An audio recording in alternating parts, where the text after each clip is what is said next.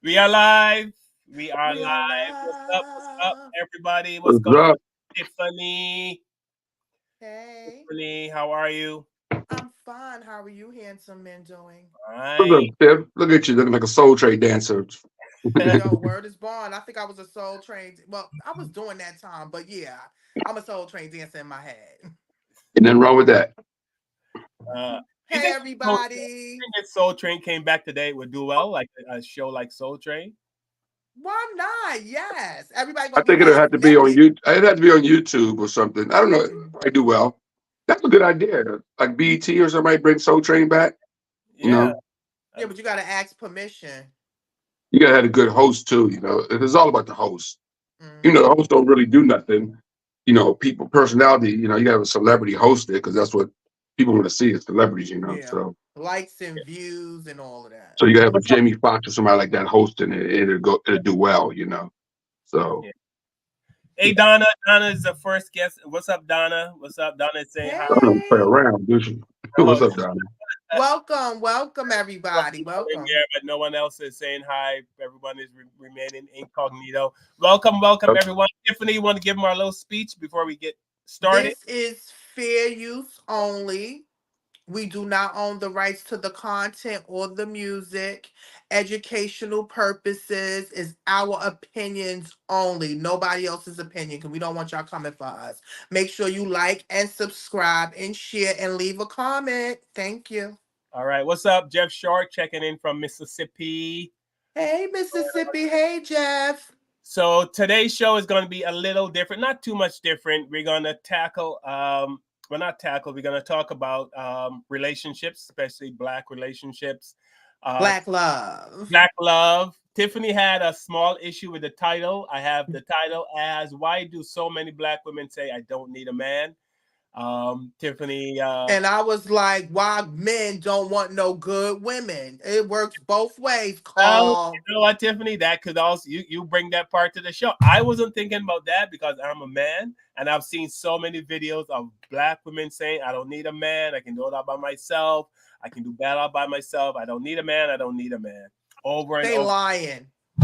So I figure we need to talk about this. Why? Yes, we I do. don't see a lot of Caucasian women saying that. I don't see Asian women saying I don't need a man.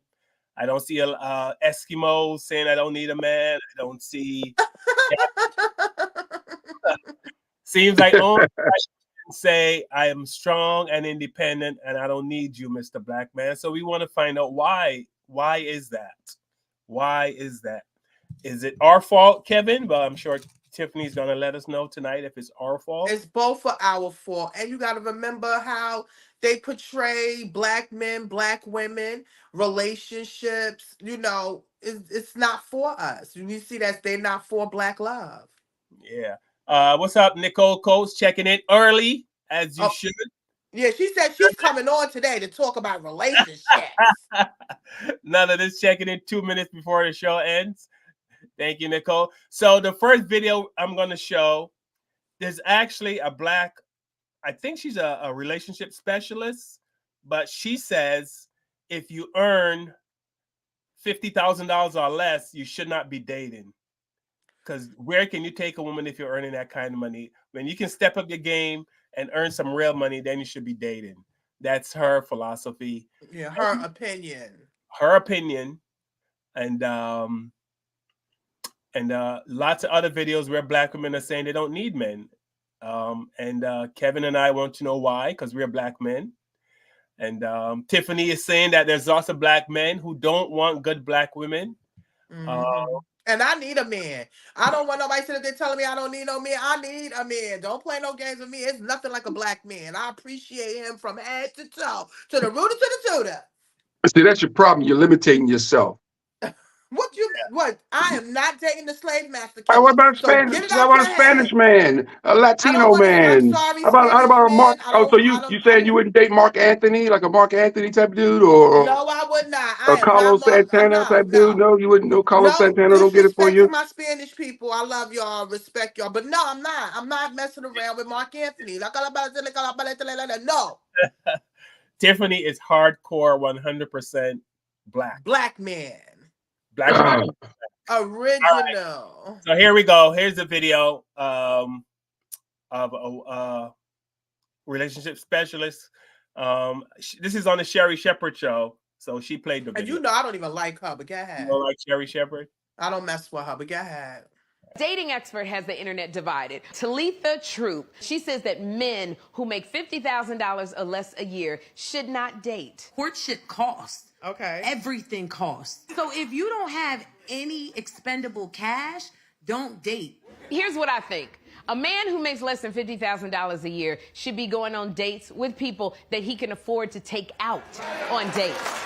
Let's break this down. If the man makes $50,000 a year, that's $4,166 per month. After health insurance, federal taxes, state taxes, and Medicare, that takes you down to about $3,088 a month. All right, now I don't know where he lives, so I'm gonna break it down low. Depending on where he lives, he may be paying $1,000 a month for rent. And he got utility. Now I know he ain't in New York, I know this, I'm not, yes. Y'all looking at me like, where is that? Because I'm going to move there. So let's say he might have $200 in utilities. And we're going to say that he's got a car. Or at least we manifesting a car for the young brother. He's probably paying maybe $300 a month for his car, which leaves him with $1,588 for the month. Talitha, I don't like the fact that you say that if you make a man makes a certain amount, he doesn't get to live a life that other people don't have. That's not fair to him. What it means is he's just got to live a life within his means. Woo! This was very interesting to me. You said, I don't need a man. What's wrong with needing a man? I think it was the way I was raised. I was raised to be strong and independent and self-sufficient. And I was told that that's the kind of woman that men want. Anything that keeps you self-sufficient and self-reliant is going to move you away from your desire to be partnered. So if you're saying I'm self-sufficient and I'm self-reliant and I don't need a man, that is incongruent with I want a partner. Now take your finger, this thing right here, and say F7, delete. Delete. You know what I mean? We need more men to stand up and lead the way. Most women are trying to be the leader. That's why you can't find a man. You can't be the king in the house. Fall back and be the queen and let your man lead the way. I can lead in my household. I can do this in my household. What does that mean? That's not how it's supposed to be, and that's why we bump heads. You got to let the man be the head of the house. But it's a generational thing, and it's what we've been taught. To stand up, be strong, be the, you know what I mean? And a dude come and everything about you is like a man. I wish women really understood nowadays how horrible we present. Everything my good sis said in this post is absolutely accurate. We as Black women in general have to stop lowering the value of our men to money. Yes, money is important. Yes, we need it to live. Yes, all of that. We are capable. But if all they see is a whole bunch of women online all the time talking about their money and not talking about the value they provide, not talking about how we can lift each other up, how we can be a support system. And it's a two-way street. There's rhetoric on their side that is toxic and nasty too. I want us to heal our community. I want us to be better as better partners, friends, the whole nine. So let's stop lowering our men to monetary value and judge them with their true character.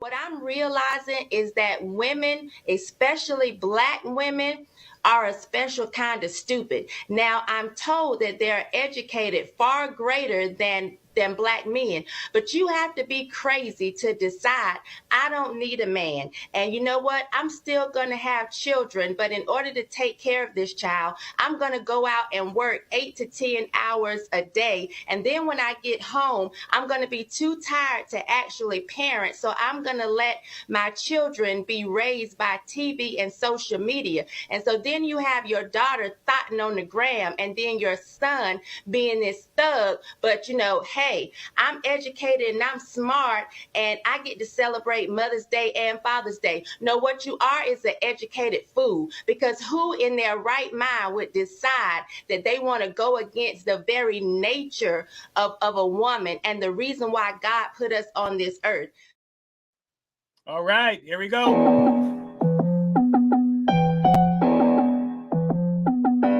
With the knowledge you gain. Break away from the chains. We helping you grow. The Black Therapy Show. You be in a safe space dealing with the black trauma. We unpacking and inspecting all our baggage and drama. Cause we gotta unite. No more killing each other. It's time to see a new future for my sisters and brothers. You know, with Kevin, Carl, and Tiffany, you'll have an epiphany. We'll give you everything you need to handle the enemy. We're giving you empathy. We're gonna challenge you mentally. The right conversation so you grow exponentially. We built your penitentiaries, we built all the schools. Gave us brainwash education, just making us fools. Hatred was what we got in exchange for love. No more manipulation from my God up above. It's Carl, Kevin, and Tiffany. Now welcome to the Black Therapy Show. Let's go. Let's go. People, what's going on? Kevin, are you ready? Because I know Tiffany's going to have to take her earrings off tonight because we are going on this topic. Why do so many black women say, I don't need a man? Tiffany's rebuttal is a lot of black men out there are also refusing good women. One issue I had with is what Sherri Shepherd said in that first video when the lady said, if you make less than $50,000 a year, you shouldn't date because you can't afford it. Something to that effect. I know I'm not saying exactly. That's something that's what she said. But coming from a light-skinned sister. Sherri Shepherd said that even if you make $50,000, you should date someone kind of like stay within your category, stay within your lane. You're supposed to, yes. But isn't dating about love?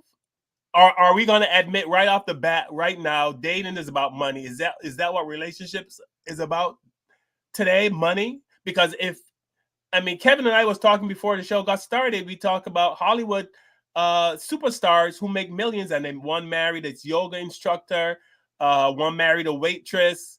So obviously, you know what I mean? They did not date within their lane, right? Because rich men will go after women that are attractive and women that they connect to emotionally and not worried about their pocketbook. Like, for example, let's say, let's name a famous black actress. Somebody give me a famous black actress real quick. Come on. That's married? Who? You said that's married? No, just a famous black actress. Halle Berry. Okay, Halle Berry, for example, she's a famous black actress. Halle Berry goes to a restaurant and I'm there busting tables. She might look at me and go, hey, that dude's handsome. In her brain, she might say, that's a handsome dude busting those tables. But that's as far as they're going to go, is in her mind going, oh, look at him, he's handsome.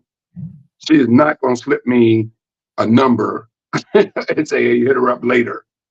But Denzel, if he was single, could be in a restaurant and see the waitress, and the waitress could be fine as hell, looking like Halle Berry, and Denzel will hit on that waitress and get that number, and then the rest could be history. So why is it that men don't look at women like that? Like, men go after beauty before they go after money. Women tend to go after men that's on their level. For us, you got to be in my tax bracket, or this is not going to work out very well. Well, I think that's the way society is today. Society is about money, and who make money and stuff like that. I think it's all about connection. When you walk in the door or you see somebody and you have an immediate connection. I don't think we have connection today. Everybody is just infatuated with the looks, the physical, and not knowing who a real person is. And this is why you go into dating, where if you are attracted to somebody and you see somebody that you do like, regardless to what they do, you don't know what they do, or you could be meeting them at their job or whatever. If you are connected to them, you're not worrying about that thing. So if you're dating, you get to know a person, you get to know a character, and that can be able to let you know if you want to go on to the next steps. I don't go in looking for a man of what he's making. You understand? That's not the first thing I think. I'm thinking like, can we sit down and talk? Can we communicate? Do I like him? Do he smell nice? Is his hands clean? Is his ass clean? Like, I'm looking at these things first, and then we'll get to those next steps.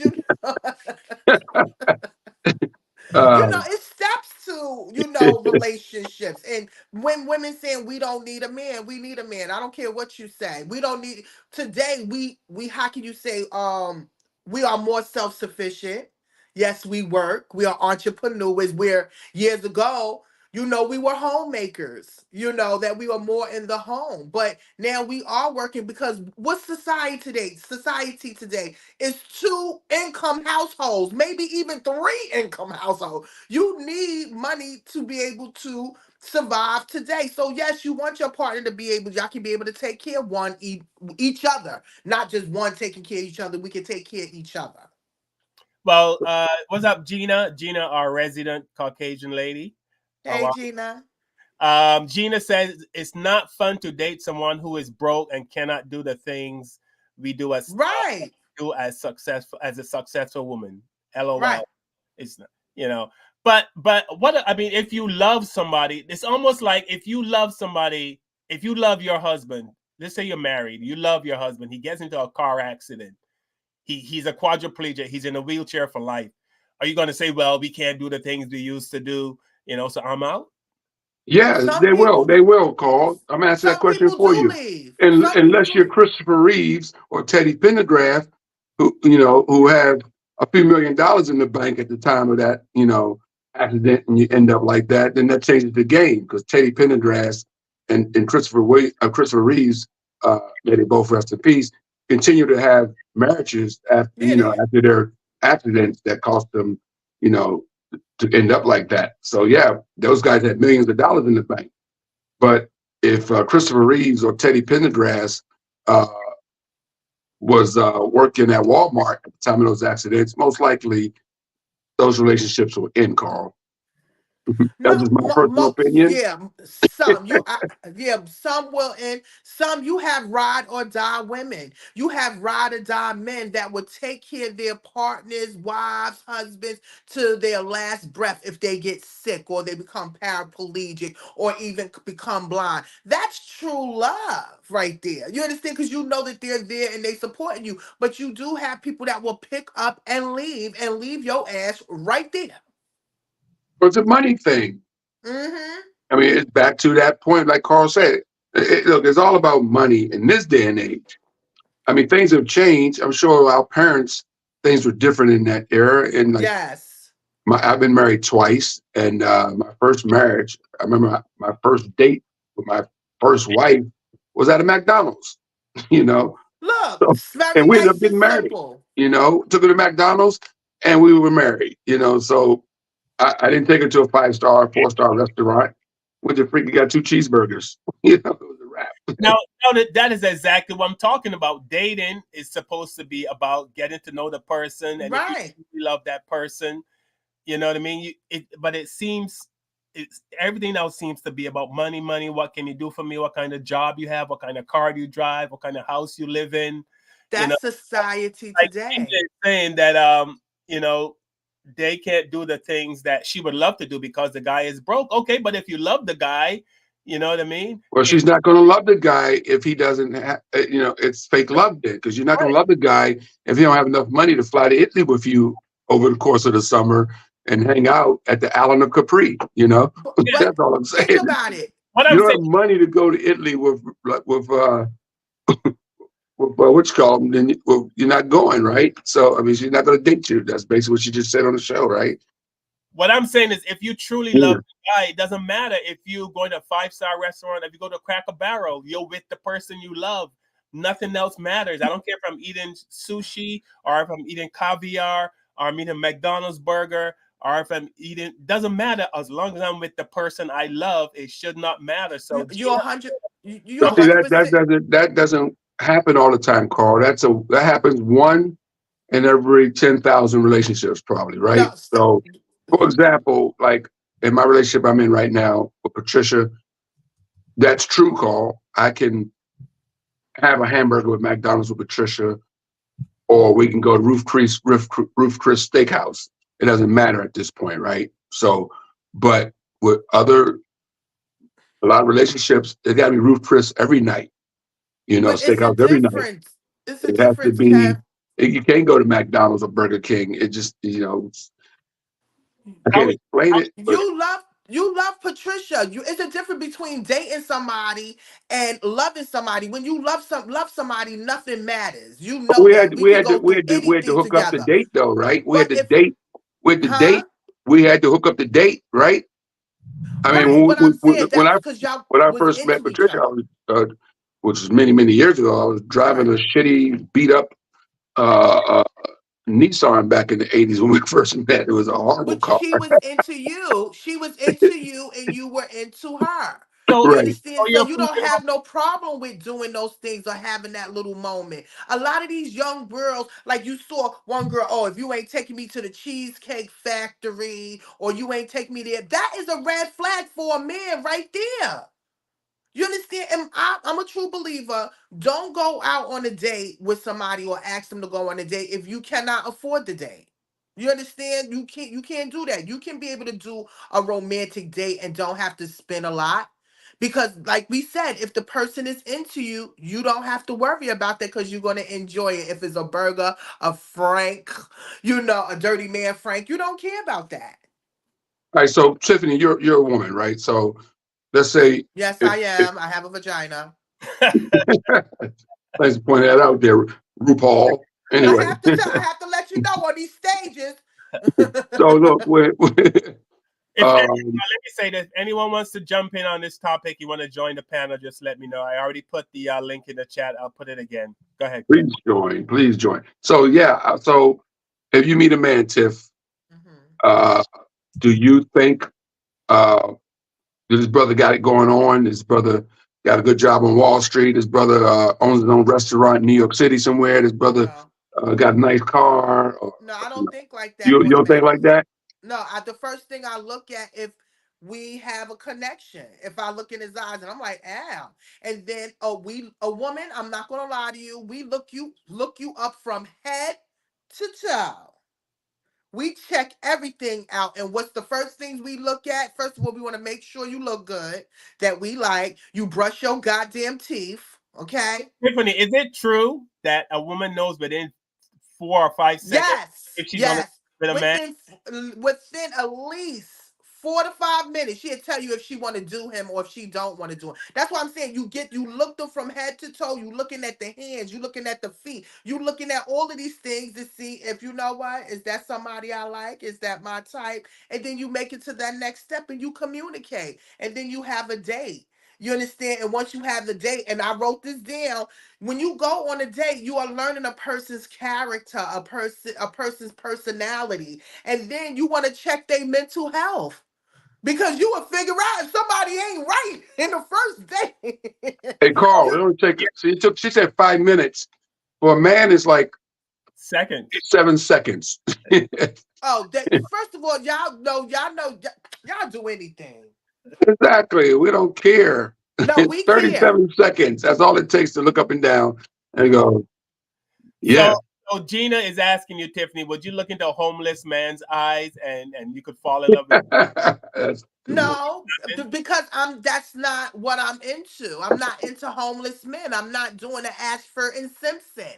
Okay. But that worked out pretty well. Speaking of It Ashford did, and but it Simpson, didn't still it? was weird. It still was weird, and I salute her. I salute her. Weird. The Some people dude can turned out to be one clean of the most up. talented songwriters and No, entertainers I didn't say they in the world. wasn't. I didn't say they Okay. wasn't. I'm for it. They fell in love. They did what they have to do, but I'm not into build a man. You understand? I already did bums already, in the comment. Why do I want to do another bum? So But he wasn't a bum. no, I'm just He no, was he was in a he was down homeless on his shelter. luck. He was down on his luck, and a good woman turned out to be an amazing husband and partner for her the rest of his life. And he lived to be, I think, 74 until he passed away. But I'm saying they had an amazing relationship and bond that most people, thousands of couples, millions of couples will never have. All because I she get gave it. him a chance. I get it. And you got to remember too, everybody, not everybody was raised to see a good relationship. We come from an era now, especially the young people today, come from an era of broken homes, broken relationships, a mother not in the house, a father not in the house, or a mother talking bad about a father, or a father talking bad. You understand? We have a lot of toxic things that's going on in family unit now. I was blessed, thank God. I was blessed to have a mother and a father. I was raised with them. They were married when married before I got together. They had us. So they did it traditionally. So I look at life and deal with life totally different. That's why I said I don't believe in somebody saying that they don't need a man. You don't need a man for stress. And a woman don't need a man for stress. I think it's 50-50. We just want to be loved. And if you feel like you can't love a person, or you cannot be in a relationship, or you can't afford them, move on. You understand what I'm saying? Move on. So let me ask Gina if she's still watching. What's your like Gina? Because we're here to learn. So I just want to learn how this works. So I don't even know if you're single or not, or whatever. It's none of our business. But if you want to share that. But I was curious. Obviously, you do pretty well for yourself, I believe. So every time I see your Facebook page, you're traveling the world somewhere, buying big homes. So you're doing okay for yourself. So what's your when you meet a man, like what's your criteria? What do you look for? And when you meet a guy, it got to be physical for you to look at him. But then, how early do you go in on trying to find out what his business background is and his financial situation? Yeah, Gina is still here. Gina also said, Kevin, I have given many men chances.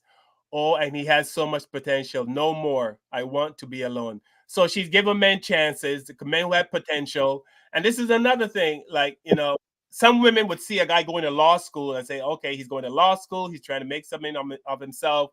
This is good. Other women, like Gina, would say, come back to me when you own the law firm. All right, so yeah, that's my point. So Gina's fed up at this point. Gina's fed up, right? Gina's giving men lots of chances, and she wants to be single now. Thank you. So those men that she gave chances to were men with good jobs, good careers, probably lots of money in the bank, right? She didn't give any guy a chance that wasn't in her tax bracket. Because if she did, maybe she'd be happy because that person probably would have treated her like a queen, and they could have built an empire together or built on something, right? So, am I wrong on this? My point is, though, if you love the person, why does that matter? I truly feel with every fiber of my being, if you truly love the person, okay, so they're not doing unless they're on drugs or they're an alcoholic and it's really toxic relationship. But if they're trying and things are just not working out, and they're just not making enough money to make you happy, they're making some money, right? But they're not making it the kind of money you hope they would make. If you truly love that person, Gina's coming on. If you truly love that person, you would stick with them. You don't kick them to the curb. Gina, you there? Yeah, how do I? Hello, Gina. How you doing? She has to take the camera off. I have to turn this down. Yeah, turn down your show. Watching us, turn it down because it's going to echo. Yeah, turn off the show, whatever, on the phone. If you're watching on the phone, you probably have to turn that off. Oh. Or just mute it. You can mute it, Gina. Yeah. Just mute what you're watching. Okay, I mute you and then I'll be able to hear you. Yes. Yeah. I can't figure out. Okay. See, that's it, Gina. I only date women that know how to work cell phones. Then I can't hear you. Oh no! Gina? What you have to do is whatever you're watching with us, you need to mute that, and then just keep your phone on. But you just need to mute whatever you're watching with us. If it's on your TV, your tablet, just pause it. Or no, I think she needs to switch over to the camera. She's on the thing, right? So she needs to put the camera on, not the. All right, Gina, let us know when you're ready. But okay, so Charlene chimed in. What's up, Charlene? Charlene said, if the love is there, the money should not matter, which is my point. If the love is there, the money should absolutely matter. No, you're 100% right, but don't approach somebody that you can't take them out or you can't do nothing. There's still some of us that money is not the end and be all. Yeah, there's still some, but I mean, you see so many women who want to be taken to the best restaurants on the first date. You know, you see so many videos of women are saying the guy needs to spend $200 on the first date. And the guy don't got it. He don't got it. He know his ass don't got it. He just trying to get in that ass. Or he So is just there any trying to... men like that? Is any men out there that feel like, you know, their women have to be rolling in the buckets? You know what I'm saying? No. No, I don't think that men want women to be rolling in the buckets because they are the provider. But I want to be comfortable with a man that he don't have a problem with a woman making money also. You know, because first of all, I'm gonna be honest with you, relationship is somewhat of a partnership too. Because now that you are in a union, once you make that step to becoming a union with whoever you was dating, that's a partnership now. You can't do stuff by yourself no more. You understand? You have to think about your partner and what your partner would feel or what they would think before you make major decisions about each other. And I think that's, again, I'm telling you, a lot of people are not taught how to have proper relationship, healthy relationships, because they never saw it. Or you're going to have to teach them how to love you, how to care for you.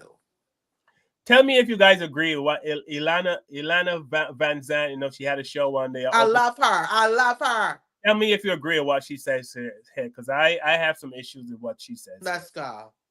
I just ended a relationship, a 14-year relationship. You know why? After 14 years, I recognize he don't love me the way I want to be loved. I just don't want to be loved like this. See, I don't get to tell people how to love me. I get to see how they love and then choose if I want to participate. So for 14 years, I was hoping, okay, he's going to get it. He's going to get it. He's going to get it. He's going to get it. And then I said, you know what? He ain't getting it. And it's okay. I don't choose to participate in the way he loves. I got a bunch of degrees, and it took me 14 years to get that. Thank God I couldn't get pregnant. So, you know, you get to make that choice and look at carefully and consciously and honestly, ruthlessly, what you did and how you did it so that you don't do that ever again. What was wrong with that, Carl? What was wrong with? She said she's been a man for 14 years, and she was with her man for 14 years. Yes, she's hoping that he would love her the way she wants to be loved. Correct. Watching to see if he's going to ever do that the way she wants to be loved. She says he's nothing. Gonna change. She says nothing to him. He has no idea she's thinking this shit. He has no clue how she wants to be loved, but he's supposed to figure it out. What you just said. What you just said, just figure it out. But she's saying she's watching him to see if he's ever gonna, and she said, I'm watching, and he doesn't do it. You just said when you love somebody, nothing matters. So you would think that they will go. You know why I can understand her? Because I done been there. Okay, I've been single for almost 16 years, loving somebody that I thought would love me the way I want them to love me. That's my point, Tiffany. She is saying she is watching to see if this man is going to love her the way she wants to be loved. She has not said anything to him. She hasn't told him, you know, I wish you would do this or maybe do that. Give him, you know what I mean? Show him, tell him. That's the point. Why should we have to tell you how to love me when you're supposed to already know how to love me? Well, this is the problem. That women wants us to be mind readers. No, you said if it doesn't matter, when you into somebody and you love somebody, nothing matters. You're gonna love them regardless. He didn't know how to love her, just like the person that I love didn't know how to love me. But my point, the thing she said that got to me is that she said nothing. She just said, I was watching to see if he's ever gonna figure it out. Basically, is what she's saying.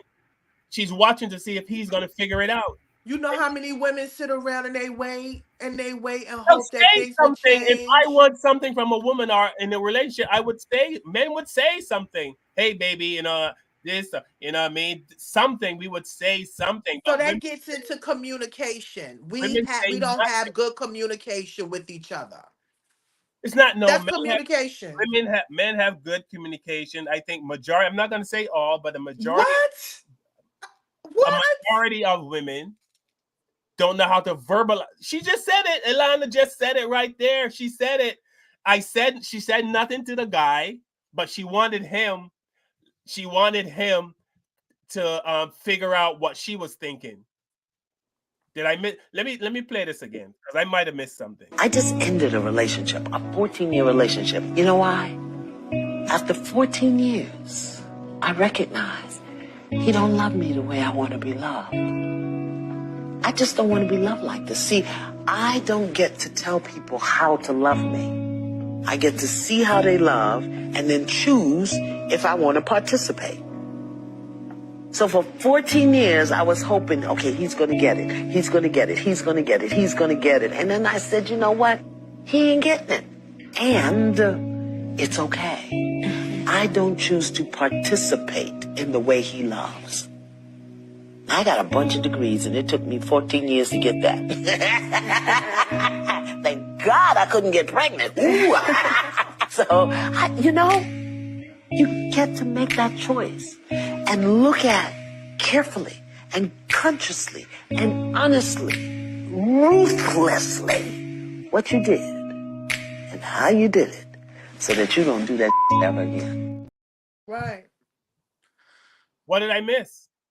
You missed a lot. I don't think anything was wrong with that. I think that because I have been there, you will never understand because you're not a man. I mean, you're not a woman. You will never understand what a woman feel when she loves a man and she want him to see her. And we right here, but you don't see us. And you wonder why men come up with divorce. You wonder why relationships don't last long because you don't see us. Because she said, here's what I wrote. She said, I don't get to tell you how to love me. I see how you love, then I choose. I don't get to tell you, which means she is saying nothing. She's watching this man act a certain way. She doesn't like it, but she says nothing. I don't think that was how she said it. No, you don't think so? You think I'm missing something? Yeah, I think you're missing a lot. She was in a relationship hoping that he would love her the way she wanted to be loved. You understand? It didn't work out like that. And us women, we give men many chances. We do so much. We give you so much balls. We give you so much clues. Do this, do that, and you still don't recognize it. But you just sat here and told me that y'all men communicate better than women. No, some of the times y'all don't even want to communicate. You give hints. You give hints, and you expect us to pick up on your hints. And I can tell you right now, men are not great at picking up on hints. You got to come right out and say what it is you want. If I have to tell you how to love you, want me to hold your hand when you're walking. If you want me to hold your hand when we're walking the street, if you know, say, "Hey, hold my hand." You know, if you want me to do what, just tell me to do it. I want to ask you something, Carl. Did you see your mom and dad love each other and hold each other's hand in the street and give love and all of that? Was they affectionate to each other? No, not in front of me. Oh, see, that's the difference. I saw that. I saw the love my mother and father had for each other. It was like, wow, through everything. My father had a stroke. My mother still was there. My mother was sick. My father still was there. You understand what I'm saying? So I look and see things totally different, you know. So I get it. I get it. You see what you hear from her, but I see that she tried and she had to move on. And there's many women out there that's been in relationships for years and years and years, hoping things would change, hoping things would get better, and it doesn't. And you finally have to just let go and move on and take care of self.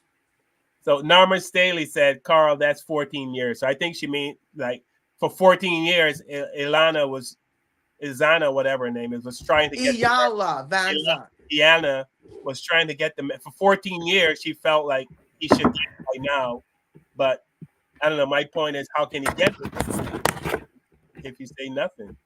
It's many relationships that's been in it for a long time, and they haven't said anything.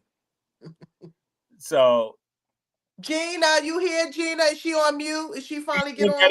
She's still getting an echo, I think. We need to have a woosah moment for Tiffany. Yeah. So, so Nicole said, how long are you supposed to be with that person before they can recognize how to love you. Listen, People need, you know what I'm a big believer in? People need to sit down and have talks. Communication. Can You know can what I you mean? hear me now? Yes. Yes.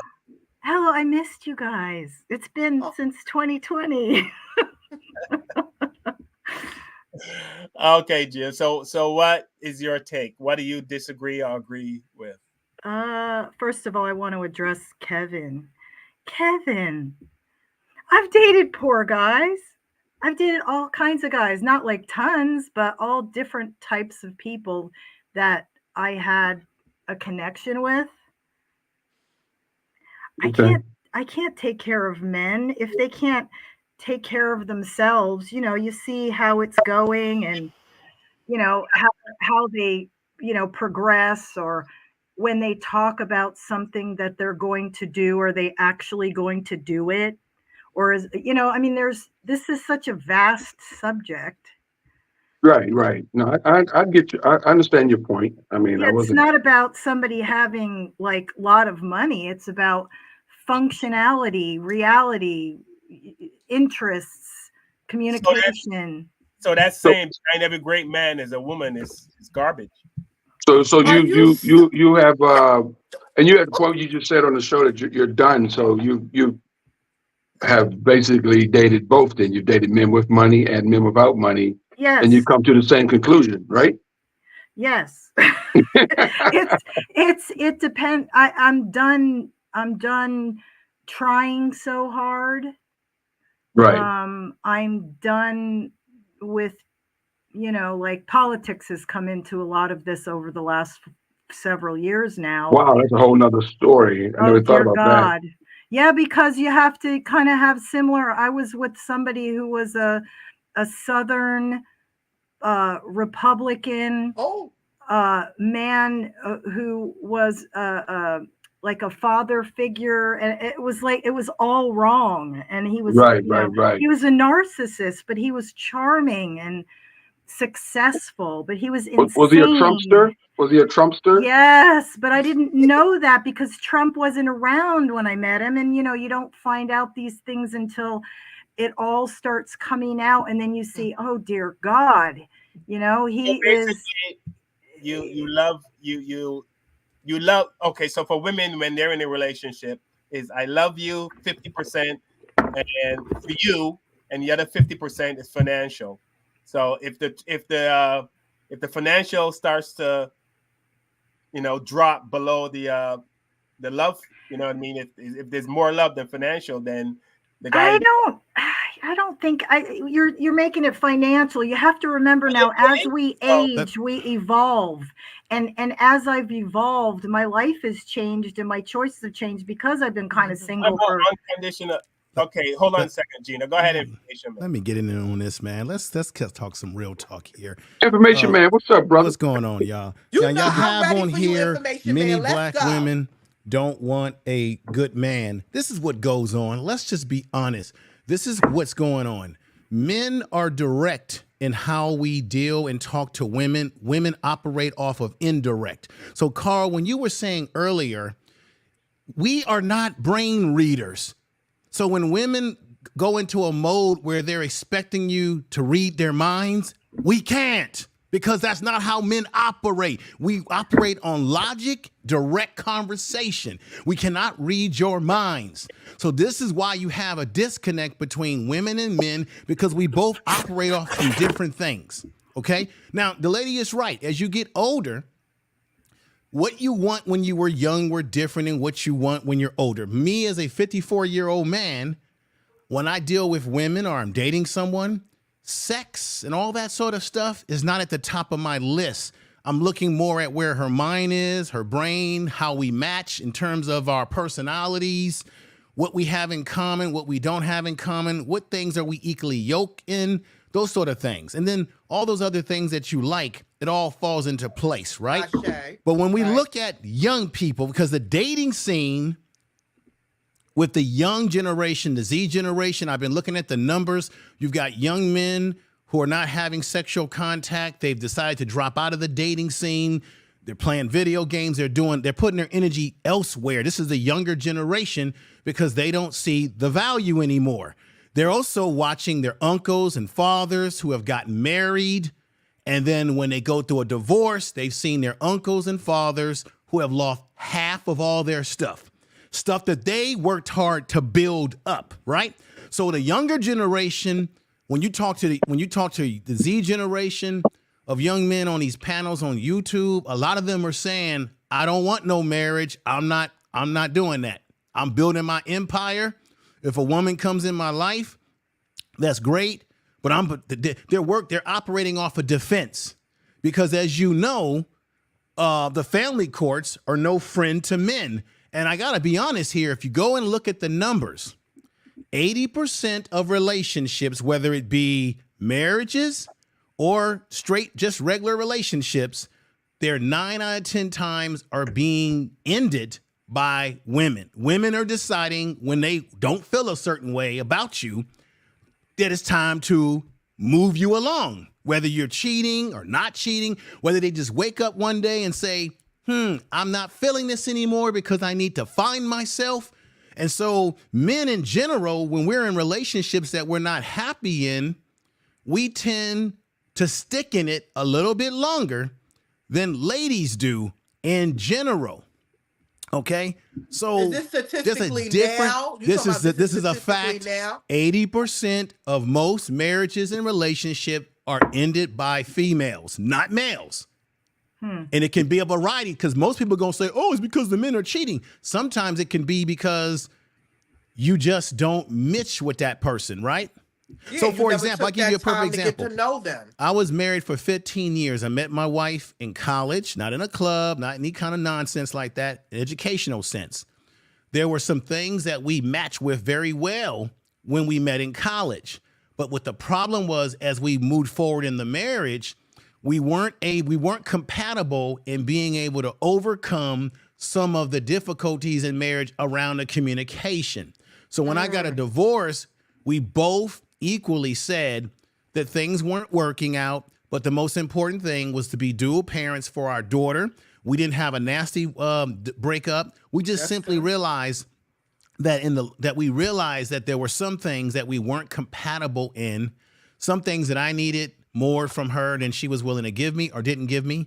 And when we eventually got divorced, we had a come to Jesus moment where we both admitted our faults. But we were able to move on and not carry on drama. Right. Accountability. Sometimes, and I got married when I was young. You know, we were in our early 20s, but that's not always the excuse. But we live in a society where you have to take an exam and a license to drive a car. We got to take exams and licenses for all sort of shit, but yet there is no exam. There is no licensing to get married. So we're just simply getting married and we're hoping that we can figure all this shit out, right? But a lot of times we don't have a lot of proper preparation for it because part of a successful marriage, as I get ready to land my plane, is that, and it was a problem that I had in my own marriage, is that we have to learn to stop the selfishness. Men become selfish, women become selfish, and then as a result, because marriage is not about being selfish, you have to give up yourself and you've got to sacrifice the things that you want to do. And the problem is, and this goes on both sides. I know you've heard this a lot, and I got to say it. Sometimes ladies have unrealistic expectations for what they want from a man. Men are very simple. If you are feminine, if you appeal to us, you make us feel a certain way. If you can do certain traditional things that we like, then we're going to be into you. A lot of women, especially in the Black community, Tiffany, you know what I'm about to say here, will tout your education. Oh, I got a master's degree. Oh, I got this. Right. I like a woman that's intelligent. I like a woman that's educated. But guess what? That's not a man's biggest criteria. I don't give a damn if you worked at McDonald's. If you're feminine and you treat me good, and we connect and we work together as one, you could be working at McDonald's or what have you. Because if you look at some of the most richest men in the world, men who have had money, men who have had fame, if you look at some of the women that they've married, they weren't always rocket scientists are always, we're simple. Now, and I'm going to land my plane. Women, you all are very interesting. You look at a man for all sorts of things. Looks. Is he rich? Is he poor? Does he have charisma? Is he a leader? Does he have a strong voice? Is he good in the bedroom? Is he romantic? Does he make you feel good? I mean, he's got to be like Humphrey Bogart in a damn movie. Is he athletic? Is he muscular? Is he, you know, we got to be all these goddamn things like we a Fezzian actor or something. And that's why I say this to you, the ladies on the panel. Women will sometimes say that they are the prize. But if men have to meet all these categories that some women put us in, then damn it, we've got to be the prize because we got to fill more boxes in your category. I'll stop right there. Hey, information man, you want to drop this mic? You want to drop this? Information man, I get it. You know, some women have their eye for this, some women don't. I don't want a man, some women and me included, I don't want a man for what you can give me. Mm-hmm. You understand what I'm saying? Or what the money, that's not the first thing that comes to my head. Now I understand when our parents, you know, used to tell us, and the elders used to tell us, go out on a date. Get to know a person, sit down, eat, know who they people are, who they kinfolks or how they get along with their mother, their father. We don't take the time to get to know a person. And you know, that's an Tiffany, issue. You're right, Tiffany. And you know what? These days, people travel so much. They're not always like living where you live and you know everybody. They move around. I mean, look at Carl, for instance. He came from, you know, Jamaica. Barbados. No, it was a Barbados. I'm sorry. Oh my God. Did I say that? Whip me. Right, okay. Carl. Barbados. I apologize. But you see what I'm saying? People move across country. They come from New York, they go to California. They come from California, they go to Kansas.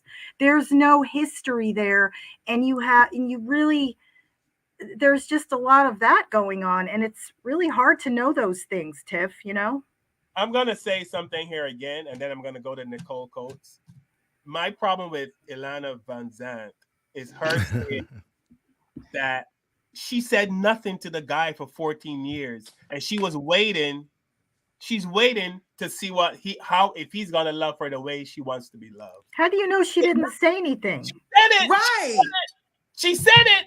She didn't say it like that. You took it like that. But see, Carl, that goes back to what I said. We have to understand as men. Let me play this. The different way that men and women express themselves and how we have the disconnect. Yeah, let's all listen to what I heard. She was with a guy for 14 years, and she was waiting to see if he's going to love her the way she wants to be loved. He didn't, so she bounced. So he's probably like, what the hell? But here we go. Then we're going to go to Nicole when we come back. I just ended a relationship, a 14-year relationship. You know why? After 14 years, I recognize he don't love me the way I want to be loved. I just don't want to be loved like this. See, I don't get to tell people how to love me. I get to see how they love and then choose if I want to participate. So for 14 years, I was hoping, okay, he's going to get it. He's going to get it. He's going to get it. He's going to get it. And then I said, you know what? He ain't getting it. And it's okay. I don't choose to participate in the way he loves. I got a bunch of degrees, and it took me 14 years to get that. Thank God I couldn't get pregnant. Ooh. So, you get to make that choice and look at carefully and consciously and honestly, ruthlessly what you did and how you did it so that you don't do that ever again. Was I wrong? She said it. She said it. I don't think she meant it the way that you're thinking, because then that would mean after 14 years, you're thinking that they didn't communicate for 14 years. She said, I don't get to tell people how to love. She said, I don't get to tell. I don't think it's the way you're thinking. You Okay. can't tell nobody how to love you. You gotta go the way the flow is. And it started getting to a point where she But you have figured that it didn't get nowhere. I keep But- stressing to you, Carl, you're a man. You would never know how a woman feel or what she want from her man. I went through it for 16 years, wanting a man to love me, and I gave hints. I did this. I stayed But this- around. I didn't question nothing, and it Tiffany. didn't happen. I have to move on. What's wrong Tiffany, with that? this is the communication that folks need to understand. Men are direct communicators.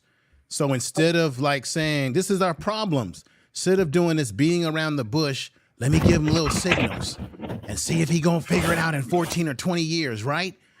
You can beat past all of that by just saying, this is what I need. This is how men communicate.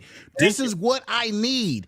And if the man is not willing to live up to what you need when you directly talk to him in that manner, Absolutely. then you don't have to waste your time. But if you go through all this indirect communication, that's not how our brains are wired. I understand that that's how women are. You're looking to see if the man, I understand that. Women are looking to see if a man's going to rise to where she wants him to rise Or when you change. give these little hints. Totally get that. But that's the reason why we have these problems between men and women. We communicate differently and we analyze things differently. And we need to understand that we're not the same.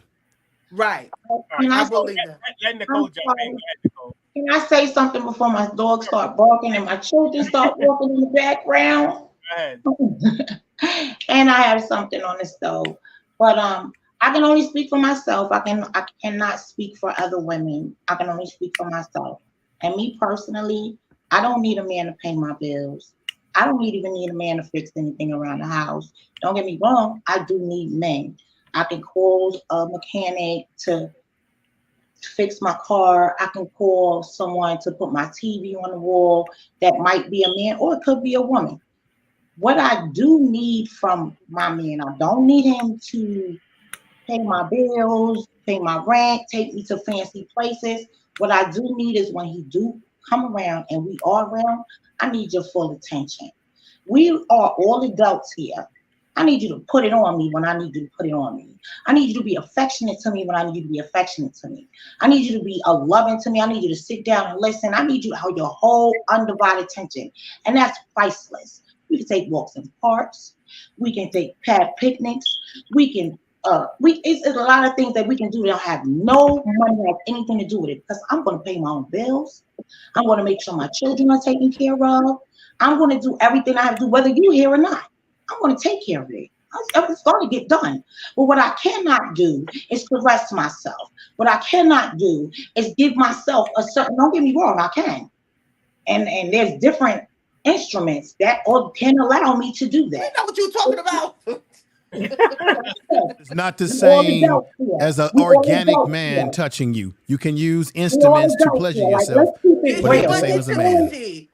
What I'm trying to say is it's personal attention, love. Let me know that I am appreciated by your touch, by your by just being around me and being attentive to my needs, taking everything to the side, knowing how to balance your job, balance your children, balance your friends, balance all of that, and make sure that I am the number one. That when I'm number one, because you give me a little, I'm gonna give you a lot.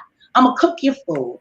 I'm gonna clean your house. I'm gonna take care of your children. I'm gonna make sure your clothes is tucking out for you before you come out to shower. You know what I'm saying? I'm gonna go above and beyond. It's not 100%. It's not 50% for me. It's 120 and 30 and a 1,000,000% for me. So all I need is for you to show your appreciation and say, you know what, this woman is. I don't have to worry about a bill. I don't got to worry about if my clothes is washed. But you got to come into a relationship like that. Make sure, least I can do is make sure her feet is rubbed. I'm saying I smack on that ass while she cooking. We see what you need in your life right now, Nikki. Relax. Now, tell the truth on that one. Nicole, I love all what you've said, but I've had men tell me, I didn't ask you to do that. Yes. I didn't ask you to do my Well. clothes. I didn't ask you to cook my meals. I didn't Well. go get. I went through that in a couple of relationships, and I'm like, damn, all those things that I wanted to do didn't even get recognized because he's like, I didn't ask you to do that. So, Right, but so there's got to be some commonality and respect and communication about intimacy too. But all those, there's so much involved in this conversation. It's hard to. But I want to say, let me say something real quick that I noticed about women, and I've noticed this over the years. I've noticed this from watching those shows, like all those TV court shows, Judge Judy, all that stuff. When women do stuff for men, they seem to make a note of it. I wash your underwear. I you know what I mean? Up your back. They have a list of every single thing. Men do stuff for women all day and night. We don't even think about it, right? I was married for 30 years. My wife never had to worry about changing the oil in the car, brakes, nothing. All she knew was she got in the car, she started it, and it went. Not one time she ever asked, "How is this possible that I can have a car?" Did you get in her car and it started it? But I don't care. I mean, pardon me? Did you get in her car and it was able to start? Yeah, I checked her car. I'm talking about, did you was able to get in her car and was able to start? And was you doing the things that you were supposed to do to make sure her car and her oil change was fixed? That's what I'm saying. I'm saying exactly what you're saying. I did all of that, but I did not make a mental note of it. I couldn't go back and say I did this, I did that. But all you women can name everything you did for the guy. Not all people. Not everybody makes tallies. Oh, you do. You're making I see it all the time. I watch. You watch. What do we do? So what do we do? That's the world. We about to go through election right now, and it's about to be tallies. Oh, dear God, that's like a scary subject. That's life. That's life. Because you give some, you get some. If you're not giving nothing, then you're draining. And if you're not giving, it's about giving some. And it don't have to be about equal. Like I said, most women give 100. Most women, I can only speak for myself. But this is where we differ. You keep a tally of what you're doing. Men don't. We just do stuff and keep it moving. But men still keep tallies. And a lot of men do keep tallies. Look, men keep tallies. That's not true. Men will tell you, I come in here and I pay these bills. I can sleep around whatever I want. I pay these bills. I don't have to talk to you. Shut up, take care of these kids, and I don't got to give you no attention. Men keep tallies too, but they tallies don't equal up. No, all people. This is all is a 50-50. This is just my only experience. I've only been here 45 years. My birthday, April 17th, y'all. Only been here 45 years. I think this is where these conversations go wrong. It goes back to the blame game again. Every time this is why we have problems with communication. Every time a man expresses how he truly feels about relationships and the things that bothers him in relationships, and then women explain how they feel, they want us to understand their feelings, their thoughts. But when we have points to be made, now the goalpost is moved, and now it becomes this, me, you. Why don't we just admit that we both F up sometimes? Men are effing up, women are effing up. And everybody's not this perfect little person that they want to act like they are. Men in this society are told from day one that we're born into the world that we're supposed to protect women. We're supposed to be providers. We are conditioned as men from get-go, and there is no safety net for men in this society when we fuck up. See, if a woman messes up, you got safety nets in society that protects you, whether you have an unwanted pregnancy, whether you want to be out of a marriage, no-fault marriage where you want out of it, and then the man has to take on certain responsibilities, right? Because you want out of it. Society has set up things because women are seen as protective group in our society. There's none of that for men.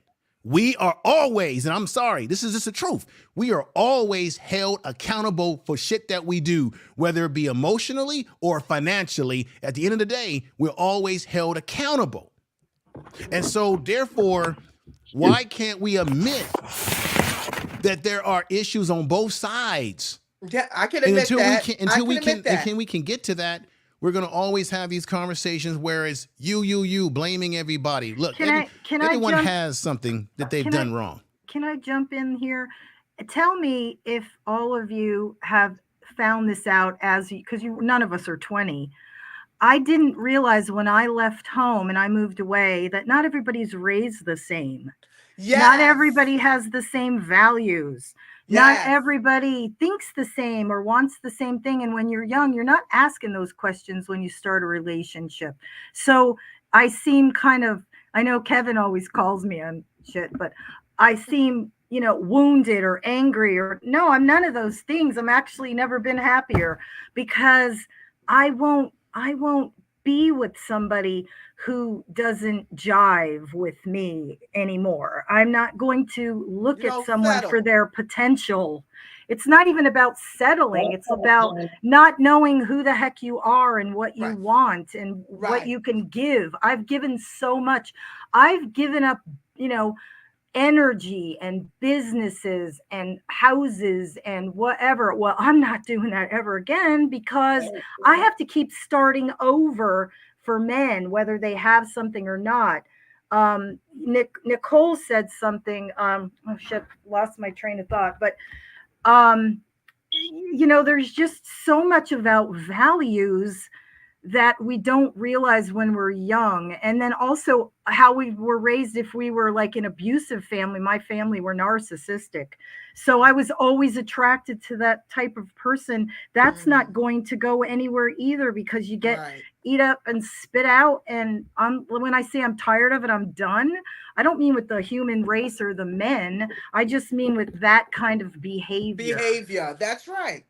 And you have the right, you have the choice to do that. And I think that's with anybody. If you feel like you are in an unhealthy or toxic relationship, you can move on. But the question is, what I see today with a lot of our men and some of our women, they choose toxic relationships before they choose healthy relationships. But I don't think most people know what that is. I didn't know what that was until I actually moved back to New York and was close to my family. And they all started getting health issues, and I saw the dynamics of my family. I went, holy shit.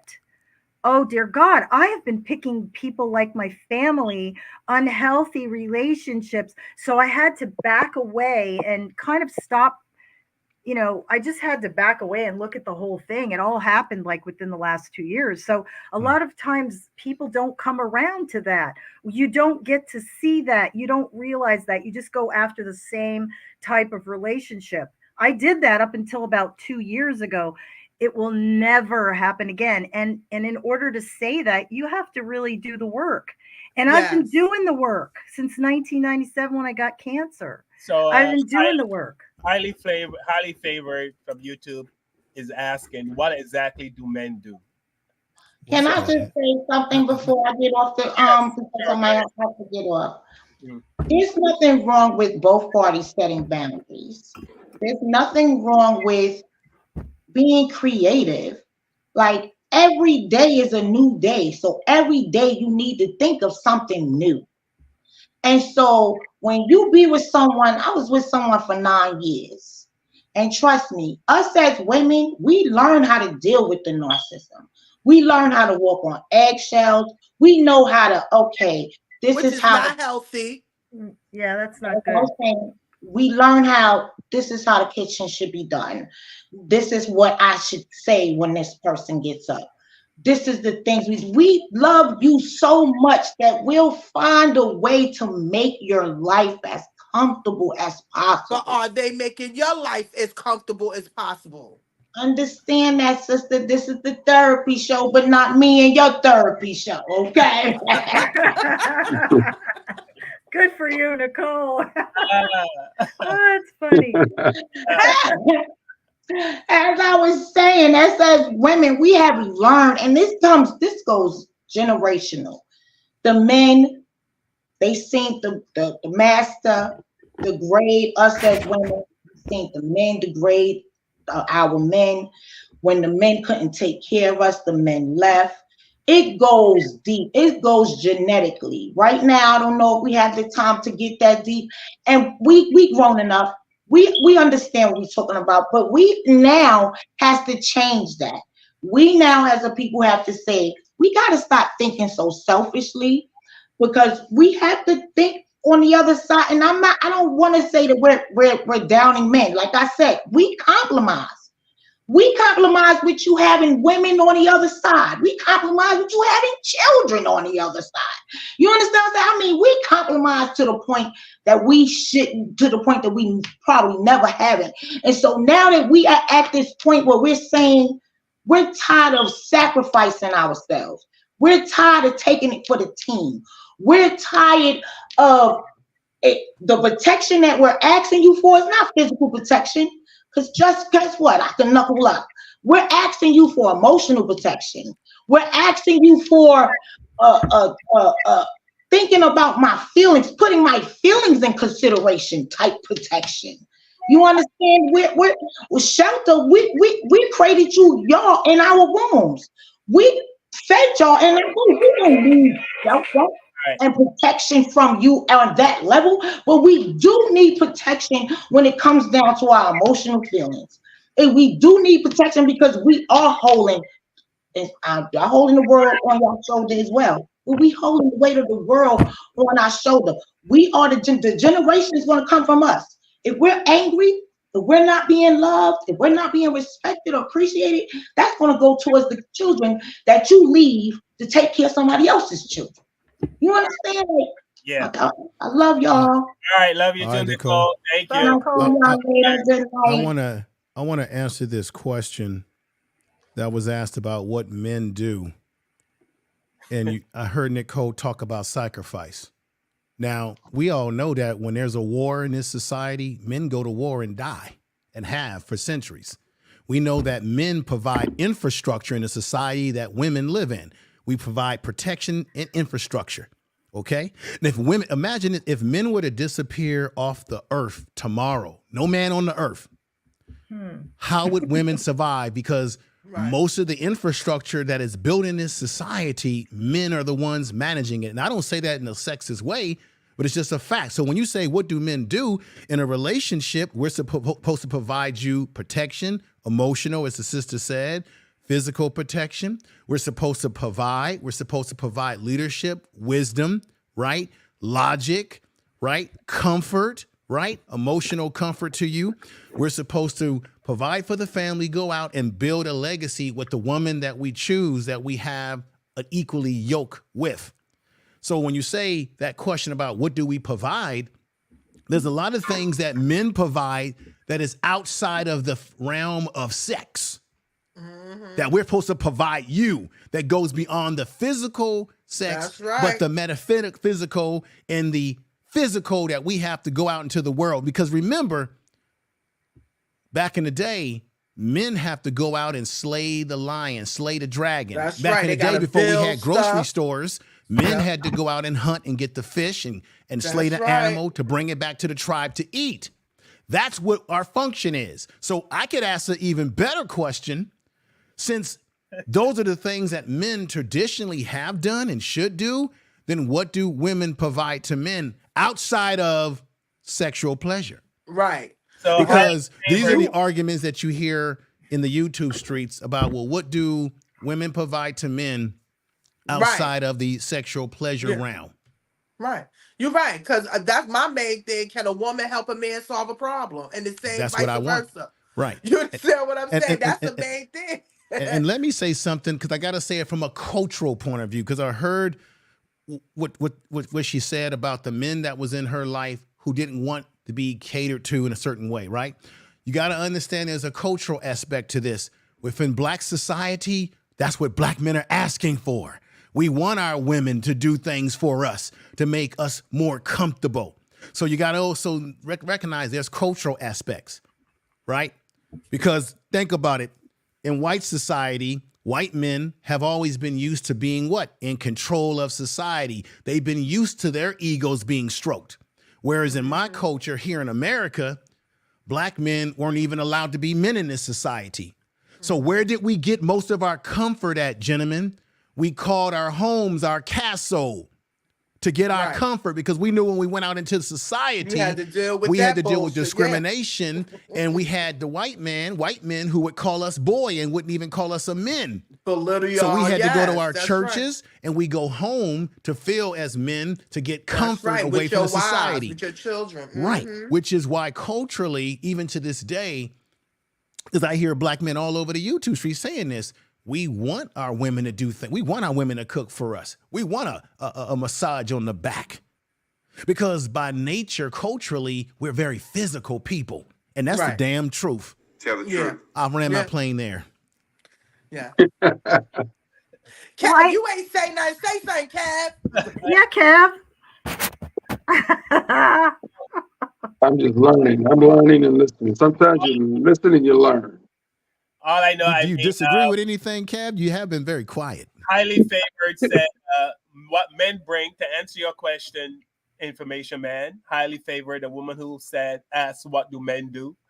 She said, and you replied, she said, we bring chaos and destruction. What?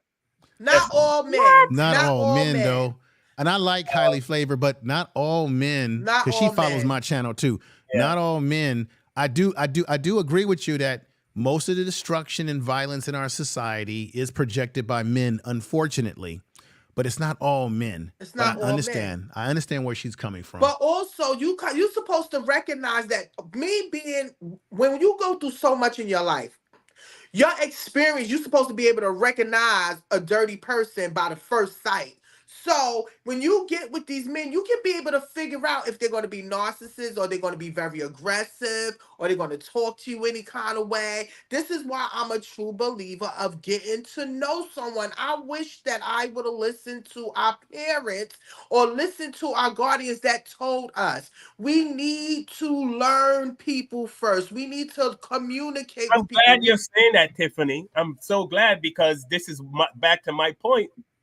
We first started talking about women wanting men to spend a certain amount of money, men to go on dates and stuff. This is how you get to know. I think a date should be like a walk in the park, or you know what I mean, grab some ice cream, go sit on. Yeah, agreed. Hey, so Tiff, did your parents you were raised with both your parents, obviously. Yes. And okay. And Carl, same with you? Yes. Okay. How about you, Information Man? I was raised by both my mother and my father, partially, because he lived in the East Coast. So my mother and father got divorced. And Gina, but he still was you have part of both my your life. parents? Because I was listening to Both Tiff. my parents, yes. You know, so you guys are very lucky, because most, I would say most of society is raised with divorced parents. Yeah, you're right. And I'm about to get emotional because it's for real. So yeah, most people. I come from divorced parents, so I mean, most people, parents are divorced. You know, a few stepdads sprinkled throughout, but mostly, you know, my mom and dad were divorced before I was 1 year old. So, so yeah, I mean, people came from separate households that their parents wasn't in the household together, so they didn't see union. right. So I mean, so what you were saying, Tiff, it doesn't apply to a lot of Americans, because a lot of people are raised, you know, not with a mother and dad. Most people, if you have a mother and dad, you're very lucky. I mean, you know, to grow up with mother and dad. But most people, parents are divorced. You know, believe it or not. Well, Tiffany did say that. Tiffany did say it's cultural, and it has to do with how you grow up, and you know where you grow up, and you know whether there was abuse in the family or abuse in the you know, all those things. And those matter when you on a date. You talk to people, you get to know, you ask them these questions. Because if I hear a man say he don't like his mother, or he have issues with his mother, I'm going to think about that. Yeah. I'm going to think that if he has mommy issues, it's a possibility he's going to have women issues. Or he might not like me a lot because he doesn't like his mother. The same thing with women. You understand what I'm saying? If you meet a man and he has that, or a man meets a woman and she has daddy issues, it's a possibility she's not going to treat you good because she doesn't know how to treat a man good because she's mad at a man. You understand? Or he wasn't available, or he divorced, or he separated, or he even died. A lot of people don't know because they wasn't taught. So the question is, do we have time to teach somebody that or could be potential partners about love? First of all, About dating, connection. Tiff, is like going to acting school. You know, when you're dating people, I mean, are you really getting the real person? No. I mean, you're on your best behavior when you're dating. When you first hook over a lady or you hook over a man, you're on your best behavior during that courtship and that meet their hanging out and representative. dating and That's stuff like true. that. You might open the car door on a few first dates. Then when you get married, you don't open that car door no more. I mean, it's an audition, right? Dating is an audition. You know, Yes, it is, because you're auditioning for the goods, right? Most men audition for the goods. So, Kev, I want to say something to you about that. Because I've told people this quite a bit. I think one of the mistakes that men make is that when we are courting a woman and dating her, that woman that we're definitely into, and then we get in a relationship, a full-blown relationship, this is where the relationship can go into a disaster because we stop dating each other. I think men need to continue dating women and treating them the way they treated them when they first met. When they first met, to keep the relationship spicy. When you look at when you look at relationships or marriages where couples have been together for a long time, and you ask them how did you make it work, and they said they did not stop doing the things that made them fall in love with the person in the first time. Exactly. So I think what happened in men, I'm a fair, balanced person here. I think men, we probably more than women have this problem where we get complacent. Once we get the cookies, you relax. And we start and the woman's into us, we start to be like, we got to stop that. That's what gets us in a lot of trouble. Yes. Because now the woman now here comes when the woman is saying, okay, like she said on the video, I'm going to see if he's going to be the way he used to be, right? And we can't read your mind, but we should just simply love the woman the way we was trying to fall in love with her from the very beginning. I know it's hard because bills get in the way, life gets in the way, but we have to find time. Men, we got to stop not being romantic anymore. I think it's the opposite way around. Information, man. What you're saying is true, but I remember. You're making good points. But I remember comedian Earthquake did a routine about what you were talking about, but he put it on the women. You know. Oh, okay. Yeah, he said, women once they get married, they come to bed with the what do you call it, the face mask on and the rollers in the hair. But that shouldn't matter if you are into me. And Earthquake jokingly said, "Look at yourself in the mirror. Would you fuck you?" No. You know what? Wait a minute. That sounds funny, but Tiffany, you know what, Kev? You're a genius. I think people should say that to themselves in the mirror. For real. I agree. Because you know why, Tiffany? And I'm gonna redact a little bit of what I said. He's right. I think if you met a man that you were into and that man was turned on by seeing you in lingerie or however you dressed that attracted him, don't stop it. Right, keep it going. Yeah, Just but it goes on both sides. information man. By the way, what is your name? Will you share that with us, or is it a I'm not going to secret? share my name. Let's go with it. Okay, well, everybody knows. I had to ask. Nah. I had to ask. But you made a good point. It's not just men that should continue to behave the same way they did when they were dating the woman. I don't know who these women are that have headaches. I never had a headache. I've never said no when I was in a relationship. It was almost the opposite, with the man not wanting to be intimate or too tired or whatever. But then also I continued to be the same type of person I was when I met the person. Mm-hmm. And wasn't that what they liked about me? And then they change. See, because I'm like the consistent person. I want somebody to be consistent. I have never seen that in the relationships I've been in. So can I give you a harsh reality? It's like you go to a car dealership and you buy a fancy car. And I sometimes I'm out on the road and I see a guy pass me up and he passed me up in a nice car. And I say, damn, that car wouldn't be that dirty. I would wash it every day. That's true. People get bored. There you go. You know what I'm saying? I'm being honest. Yep. I mean, it's fucked up to say, but it's true. Like, it's like that brand new car once you drive it, you know, I remember black men were going crazy because singer Eric Benet cheated on Halle Berry. Oh yeah, I remember And that. everybody's like, man, how can you cheat on Halle Berry? Easily, because he already had it, right? He's like, she's No, not. that's I'm being honest though. She's not. You are being honest. He is. She's Being not honest. Halle Berry to him anymore. The way good grief. I know it sounds harsh. But I'm he's just being giving you. honest. But thank This you I'm is for being what honest though. Yeah. I'm being honest on this show. But Kev. listen, but don't I'm not saying. I'm not saying. I'm not condoning it. I'm not saying it's right. It's just a harsh reality. But that just lets you know that somebody's not into you. If they were into you, Enough. they would not cheat Enough. on you. If they were into you, they would not want to Respect. be not intimate with you. Right. That means they're not into you, and that means you need to move on. I That's agree. it. But keep this in mind, and this is not an excuse, but it's in the man's DNA. It doesn't mean that we should be doing this sort of stuff. But if you look at things primal, men in general, we enjoy conquering. And when there's a woman that we want to attain, such as Eric Benet with a Halle Berry, and you are able to sort of conquer that woman, you've had intimacy with her, you've made her holler out your name or whatever. No, I'm just keeping it real. We're all adults here. No, well, yeah. Unfortunately, our conquering instinct kicks into mode. And when you have a conquering nature to you, you actually want to conquer more in the pasture. It doesn't make it right. If you're a man, you should be honest and you should be forthright and honest with your woman.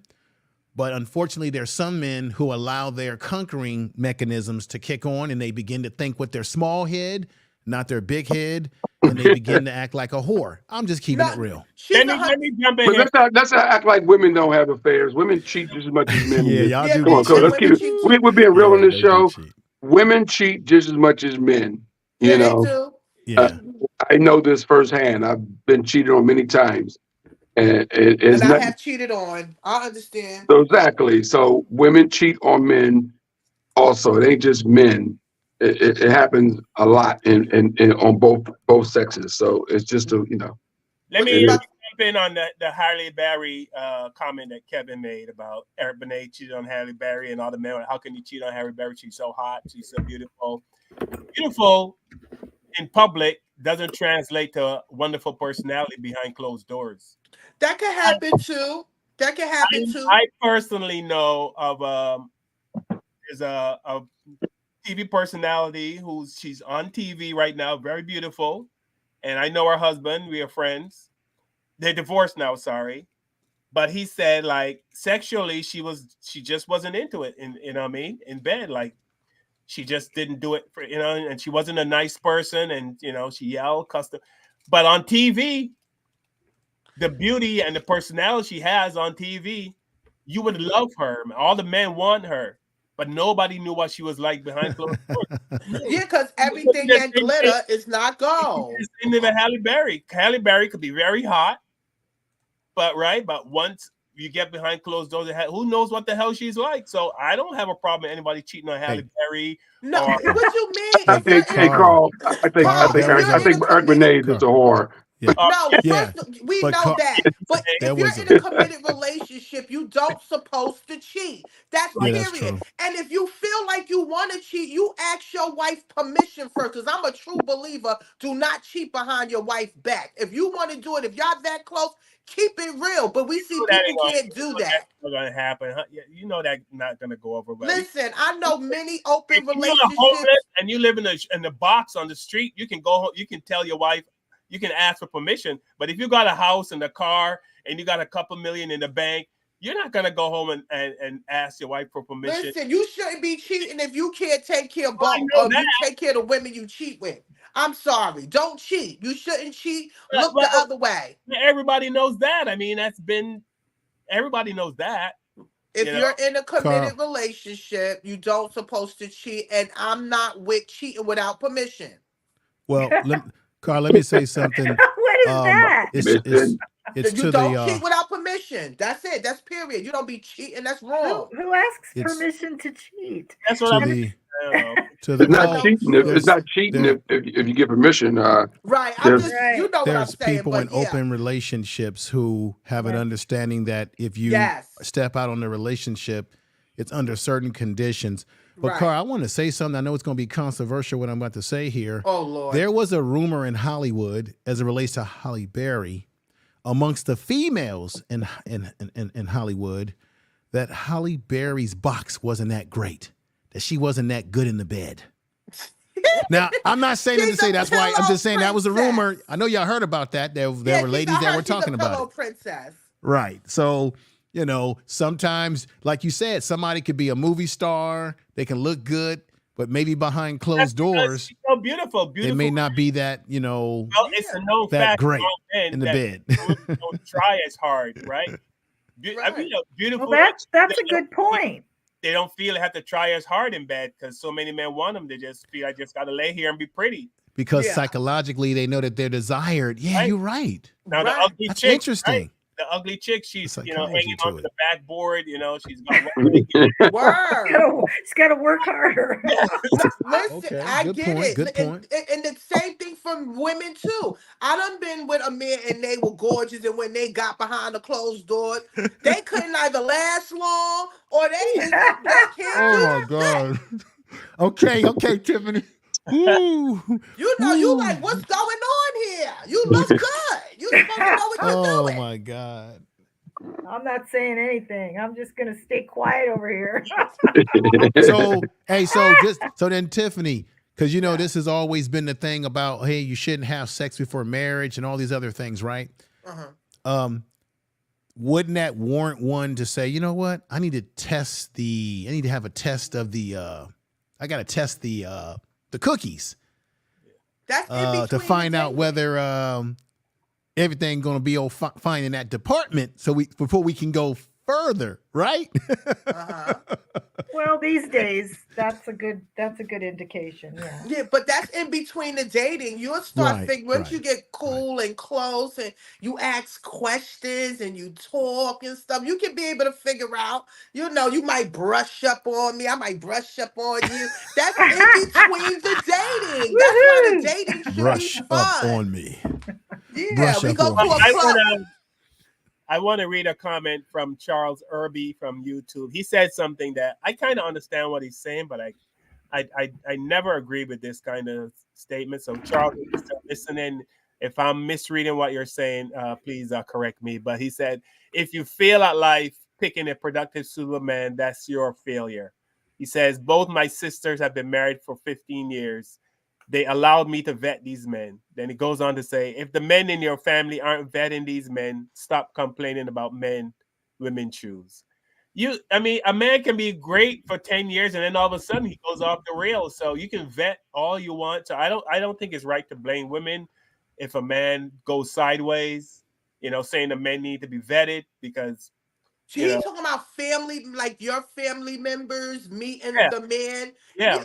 Right. What's wrong with that? Wouldn't you want to meet your sister's potential But I'm partner? saying he's saying that if it fails, you picked a bad man. But how can you can vet a man all you want? You can't tell. People can be good for 20 years and then at the 21st year, you just go crazy. I think traditionally men and in some ways, Carl, I think we should get back to this as fathers. I have a daughter. I think men should be vetting the men that their daughters bring into their life. That's the way it used to be. Yes. That if a man was worth his salt and gold, he would definitely want to meet the father to get the father's blessing. I agree. I think men are very good. I'm just keeping it real. People may not like what I'm going to say here. No, it's true. I think men have a better understanding of the games that men play than women because we are men, and some of us might have played these games when we were young ourselves, so we know what time it is. So I think that daughters should be taught and groomed to understand the games that men play and make themselves, how can I want to say this in a respectful way. Oh, keep it real, man. I think that men should be, I don't like that word grooming because it has so many connotations. Let me stay away from that word.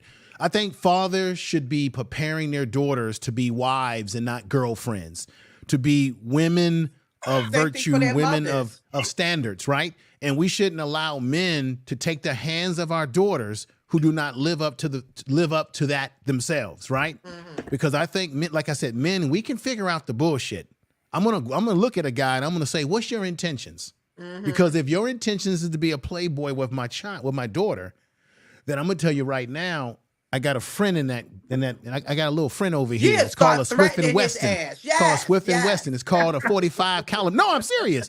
No, I've had people do so let me this ask to you a me. question, if I may. Let me ask you a question, because that brings up, that makes me think, right? And I'm a father to a daughter and a beautiful granddaughter.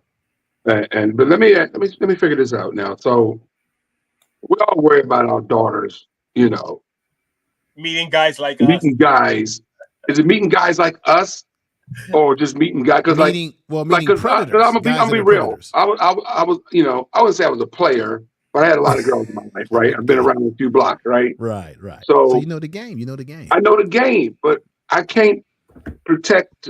It's like watching porn, right?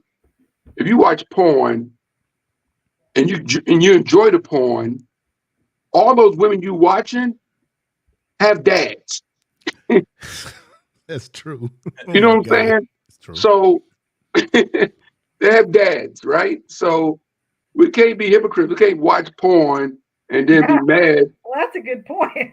because all those girls that we but porn doing these dirty, nasty things that we're enjoying all have fathers and mothers, right? Yeah, so, but see, Kev, I can't work. How do you protect your daughter from life experience? Is what I'm saying. What I'm simply saying is, it's my responsibility as a man to be a leader, and to be an influence of wisdom to my daughter. So my job, my daughter is gonna learn and make mistakes. All people do, right?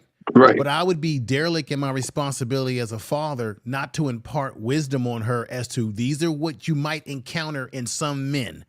And so these are the signs to look for, so that I can at least arm her with some understanding, and then hope that she may meet a guy that's good. Maybe she'll meet a guy that's bad. These things happen, but I'm gonna at least want to part that on her. And I think that women should still, if they have fathers, they should bring those boyfriends to meet the father so that he can kind of check them out. And vice because versa, I too. personally believe, Kev, that some of the reasons why we have the problems that we have in today's society, because we've gotten away from some traditional patterns that are coming back to hunt us today, because we've gotten away and everybody wants to be this individual. I'm free. I can do whatever I want. And that do whatever you want shit is not working, which is why we got kids today that are saying they don't want to get married.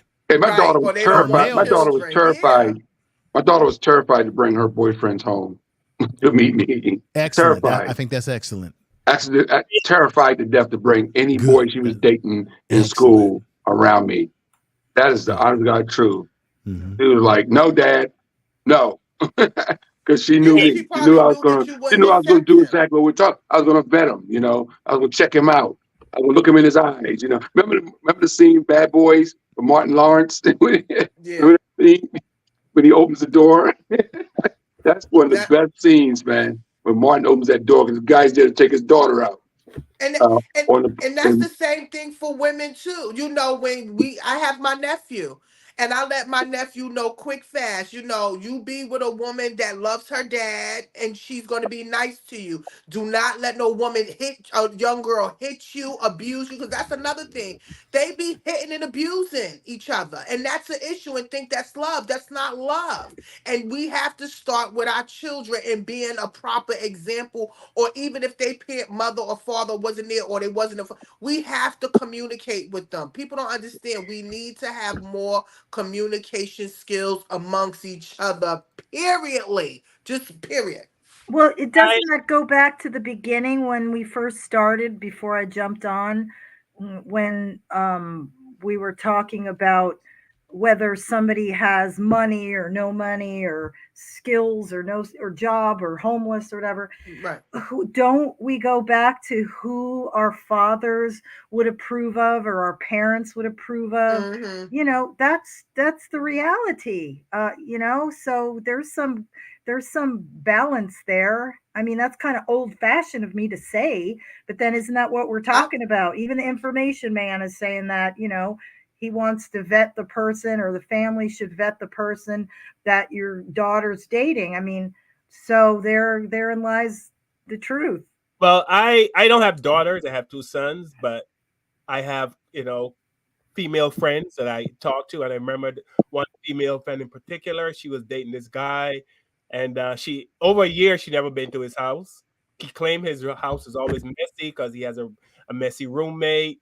He claimed then she did go to his house one time, but you know what I mean. She couldn't go at a certain time because she said his room. I said that man is either married or he lives with a woman.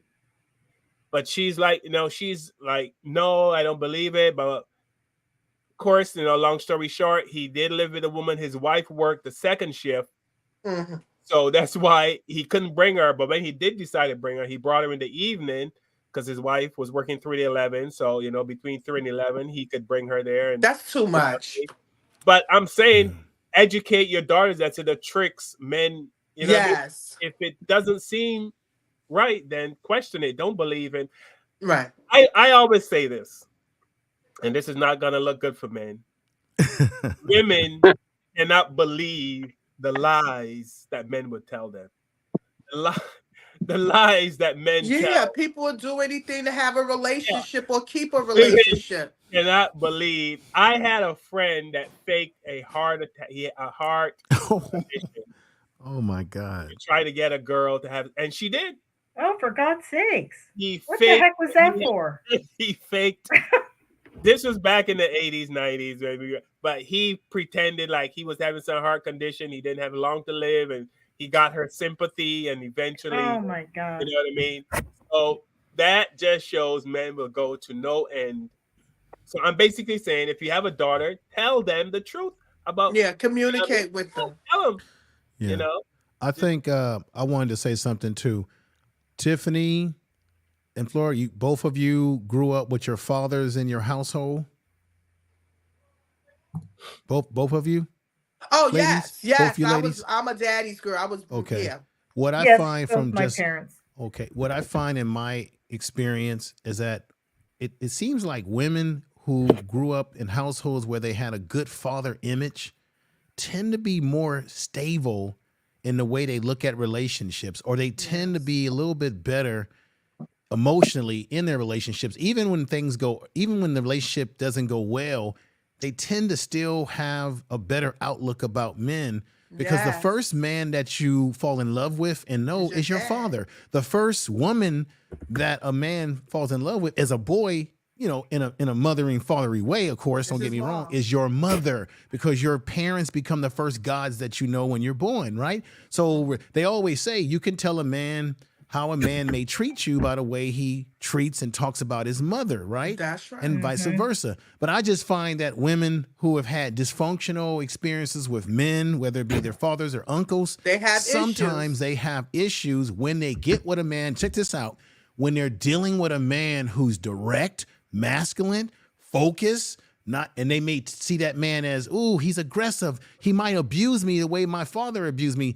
Right. So it's almost like you don't sometimes you may not understand the masculinity properly because you had a bad example of it in the household, right? Or bad relationships. But that's what I just noticed. Women who have had those functioning fathers tend to be a little bit more, there's something a little bit more stable about them when it comes to dealing with men.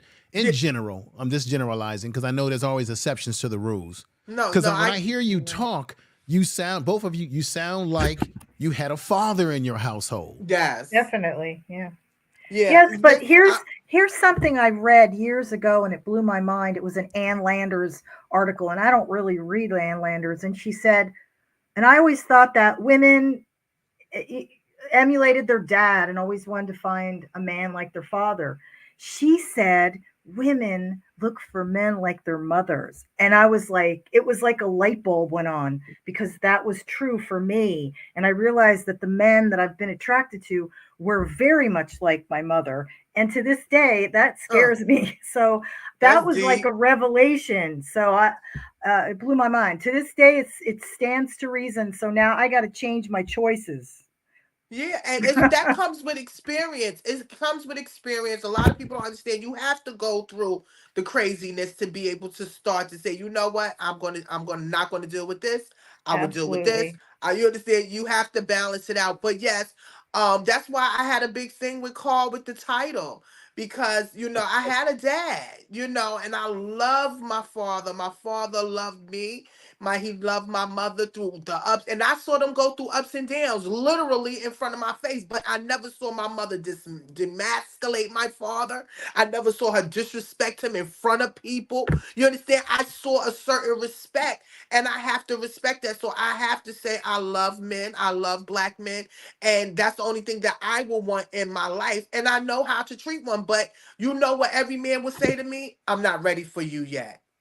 You too good to be true. You All right, I'm understand? going to show a video of a brother who decided to check out the other cultures. What you mean other cultures? Well, hold on. Is it Passport Bros? Is it Passport Bros? That's I funny. tell my mom, I said, Mom, this is why I went to Japan to get me a wife. Don't ruin it. Yeah, don't ruin it. I said, that's why I ain't married no black woman. You know what I'm saying? I told my mom got so mad when I said that. Come on. Like, I asked my wife for a glass of water, and she was pregnant at the time, and she ran to the kitchen to get it and came back. And my mom was like, why you got this girl running to the kitchen? I said, I didn't ask her to run. I just asked her for a water, but that's how they do it. That's just, I don't know why they do it like that, but they hurry up and get you shit. When you ask her, I asked her really nice, hey, babe, can you get me a glass of water? And she just jogged to the kitchen. Right. I don't know why she did that. Yeah. And my mom was mad. And then from that second on, my mom was in her head. And by the time my mom left, my ex-wife was already acting like a black girl doing all this. Hey, that's Rampage, by the way. Rampage is a professional UFC mixed martial arts fighter champion. His wife. Now, his defense, I know where he's coming from because Rampage, being a professional martial artist, he spent a lot of time over in the Far East. He spent a lot of time over in some of those Asian countries, competing in martial arts tournaments and stuff like that. So when you live in Japan and Okinawa and going to all these different places, Taiwan and the Philippines for fighting and stuff professionally, those women are, at your beck and call, Submissive. They are very and submissive. they love black men over there. Those women over there love black men. So Those women were raised, sorry, Gina, most of those women were raised that way. They don't have a problem with it. And most of the time, most men choose them because they are like that. And they don't say too much. They just that's what do he what said. daddy say do. Go do this. Go do yes. It's their culture. Yes, that's the way they're raised. Let And me say, I've dated a couple of Asian women in my life. But the ones I dated, well, one of them were Americanized, like my brother said. She was raised basically up in America, so she was like any other American woman. Yeah, the attitude. Yeah, she had the attitude. But I dated a couple of Asian women that were still true to their tradition in a sense, and they were, like the brother said, they were that type of women. It's just the way their tradition, that from the way they're raised that way to be that way towards their men. It's not wrong. It's not wrong. It's just who they are. But the brother likes that. The brother likes that. That's what he likes. What he likes. What if a man of any race is taking care of you, giving you respect, listening to you, being there for you emotionally, right? Making good love to you, providing for you, protecting you, all the things that a good woman should get from a man, then I don't see what the big deal is if a man says, can you make me a plate, wrong with it. or can you get me a water? And if that woman has so much respect for you because she values you because of the things that you do for her, then there's no big deal with a woman. Absolutely. Like I think it's fantastic when when you go out, you go somewhere like a party, and your wife makes a plate for you, or your significant other makes a plate for you, Yes. brings you a drink. Yes. I think there's nothing wrong with that. And I Right. think See, I some love women that. have a I think problem with that. Oh, okay. No, not No, I absolutely asked not. for There's some Patricia women for that water. have I asked a Patricia for problem water with that an hour ago. because they see it And they ain't as got it. some ladies have a problem with that because they see it as you're trying to make me be a slave. Tiffany, you hear what I'm saying here? You're trying to make me be a slave, right? I don't want Some you to be a women will look slave. at I this want whole you to be thing. my man, information man. You want to be Right. my man? Yeah, But I some- agree with you, information man, and I don't think every woman feels like they're a slave because the relationship should go both ways. Right. Would you get me a glass? Of course I would. I mean, Right. if be a it's problem. abusive, This- if it's abusive. But the thing that I wanted to say was, don't think that white women think it's great when men go on the internet for women from Ukraine or the Philippines or Barbados Right, because or Mexico because we're too complicated. right. Oh my God, really? I like that you said that because because I got to keep it real. White men have been doing passport bros for decades. They Yes, go over to they Asia. invented that They shit. get with Yes, Asian yes, women. sir. Now I've never. It would be interesting to hear this, but I've never personally seen a panel of white women talk openly about how they don't really like their men going over to these other countries, right? Because I know black women will definitely get on a panel and white women are not talk doing about that. us They like a white dog. husbands will whoop their ass. No, we just stay away from them. We don't talk Right. about it, but we do talk about it amongst ourselves. It's like, really? I mean, but do you know what happens to my male friends who have done that? Mhm. Many times these women, the men, they're just I'm sorry, but sometimes they're not thinking. They marry these women, and these women take everything they have. Yeah, They- I've heard the horror stories. That's why they It do does. it. It has horrible. happened. There's And some I've horror stories warned out there. I've warned recently a friend of mine who was looking at at this young Mexican girl, and I'm thinking to myself, I could go to Mexico and I could get some young Mexican guy, but I'm not interested in that because I know why he wants because I'm gonna pay for everything. Yeah, and he I'm not wants the saying paperwork. I'm not saying every young Mexican guy in the Or in Mexico. immigrants. I'm just saying that, generally speaking, when you go to tourist places, I've spent time in Mexico in the wintertime, and they're smart. And the Mexican young girls are smart. And They these know guys, what they're doing. they know what they're doing. And the guys pay for their entire families. So, and then when you're down there, here's you guys might think this is funny, but there's a lot of very poor men who go on their social securities down and they live in Mexico because they can't really afford to live in the United States. And we call them, they're looking for a nurse with a purse. So they're looking Interesting. for Very interesting. women who Nurse have with a purse. money, and they're looking for a nurse with a purse because they're retired. They don't really have much more than their social security, and they're looking for a sugar mama. So let me ask Gina and Tiffany a question. If men are going abroad because they like qualities other women have in other countries or in other cultures, why not try to learn from that?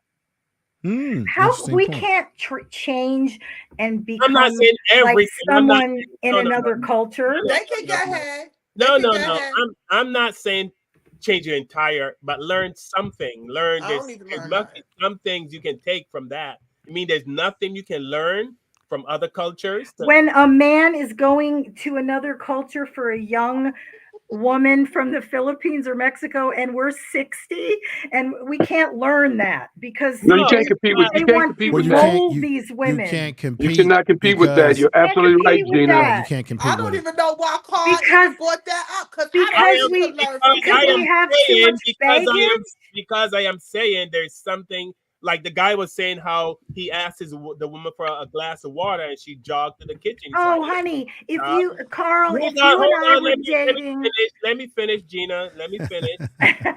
Learn something. I mean, there's some qualities. I'm not talking about young and pretty. There's some qualities I see what you're saying. that men love about other cultures. They love how they cater to them. They love how they come. You know what I mean? They love Hey, Carl. Hey, Carl. Hey, panel. Check this out. Nothing. You just want to be yourself and want men to love you for who you are because you're so great and your women are so wonderful and they should accept me.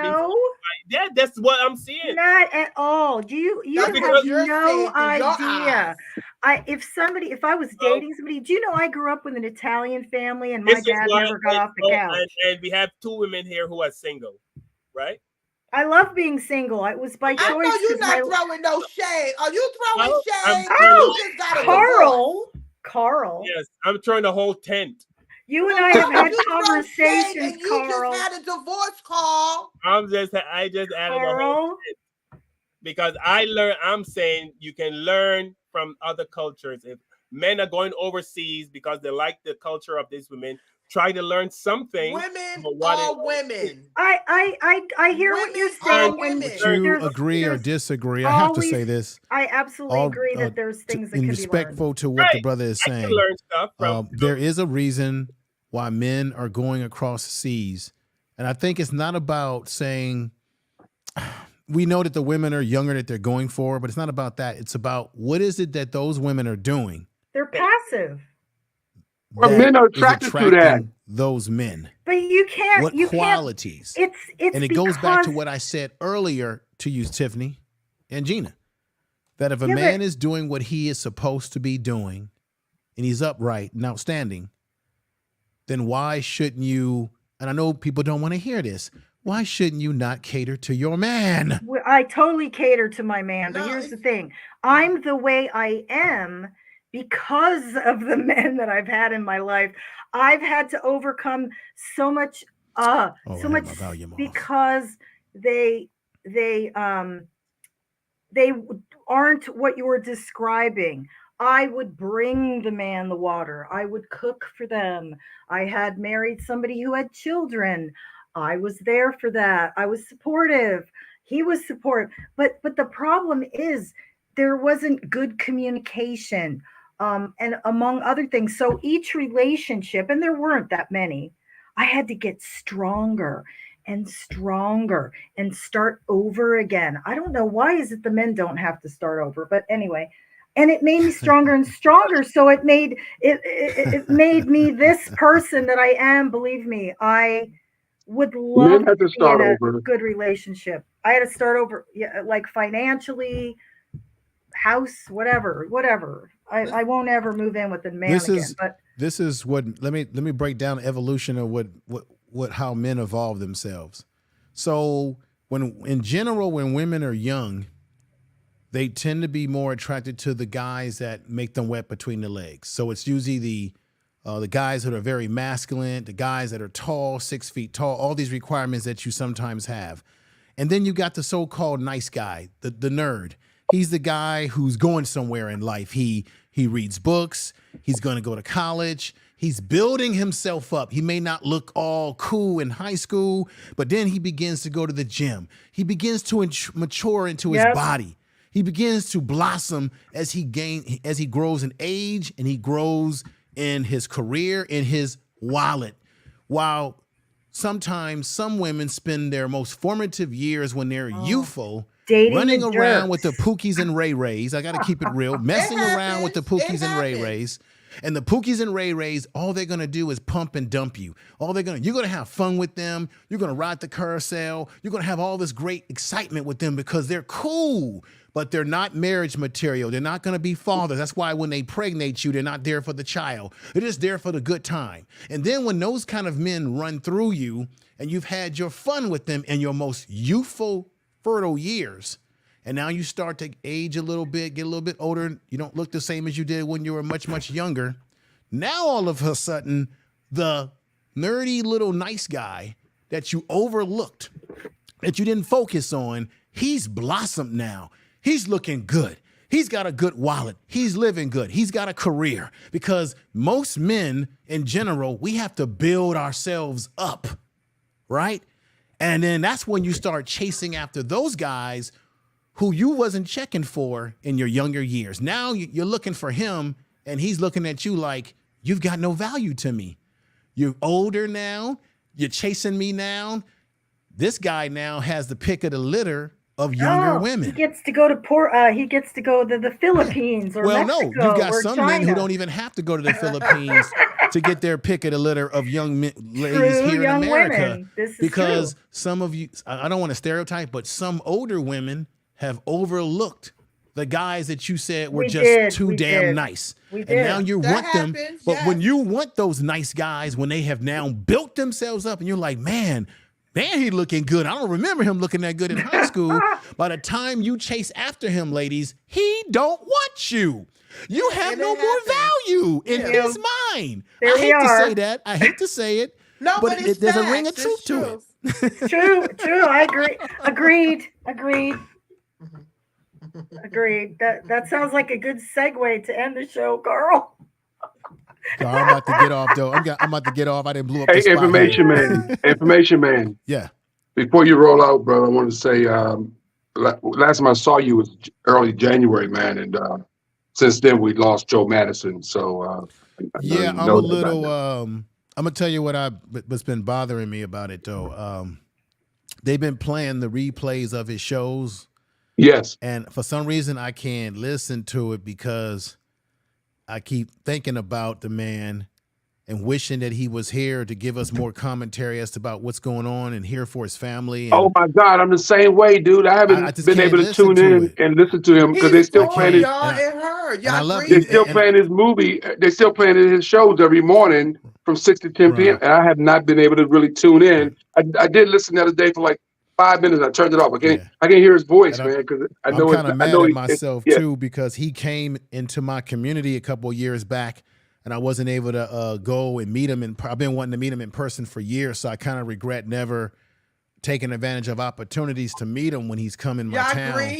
Y'all grieving over I am grieving because I listened to him religiously for 25 years. I've listened to him even before he got on Sirius, when he was on Radio 1, Radio 1, for a long time. So when I tune into the channel and then I hear the replays, I can't listen because I can't listen either, man. I've been grieving too, man. I can't. Yeah. It's a grieving thing. I never even thought about it like that would grieve it. But yeah, I haven't been able to listen to it either, man. So, Carl, I'm gonna give you an email, or Kev, I'm gonna give you guys an email, and maybe I got a guest coming on my program next Sunday. I'm gonna try to get you guys probably on the following Sunday. I'll send you emails out and try to schedule something so we can merge. I want to book something solid.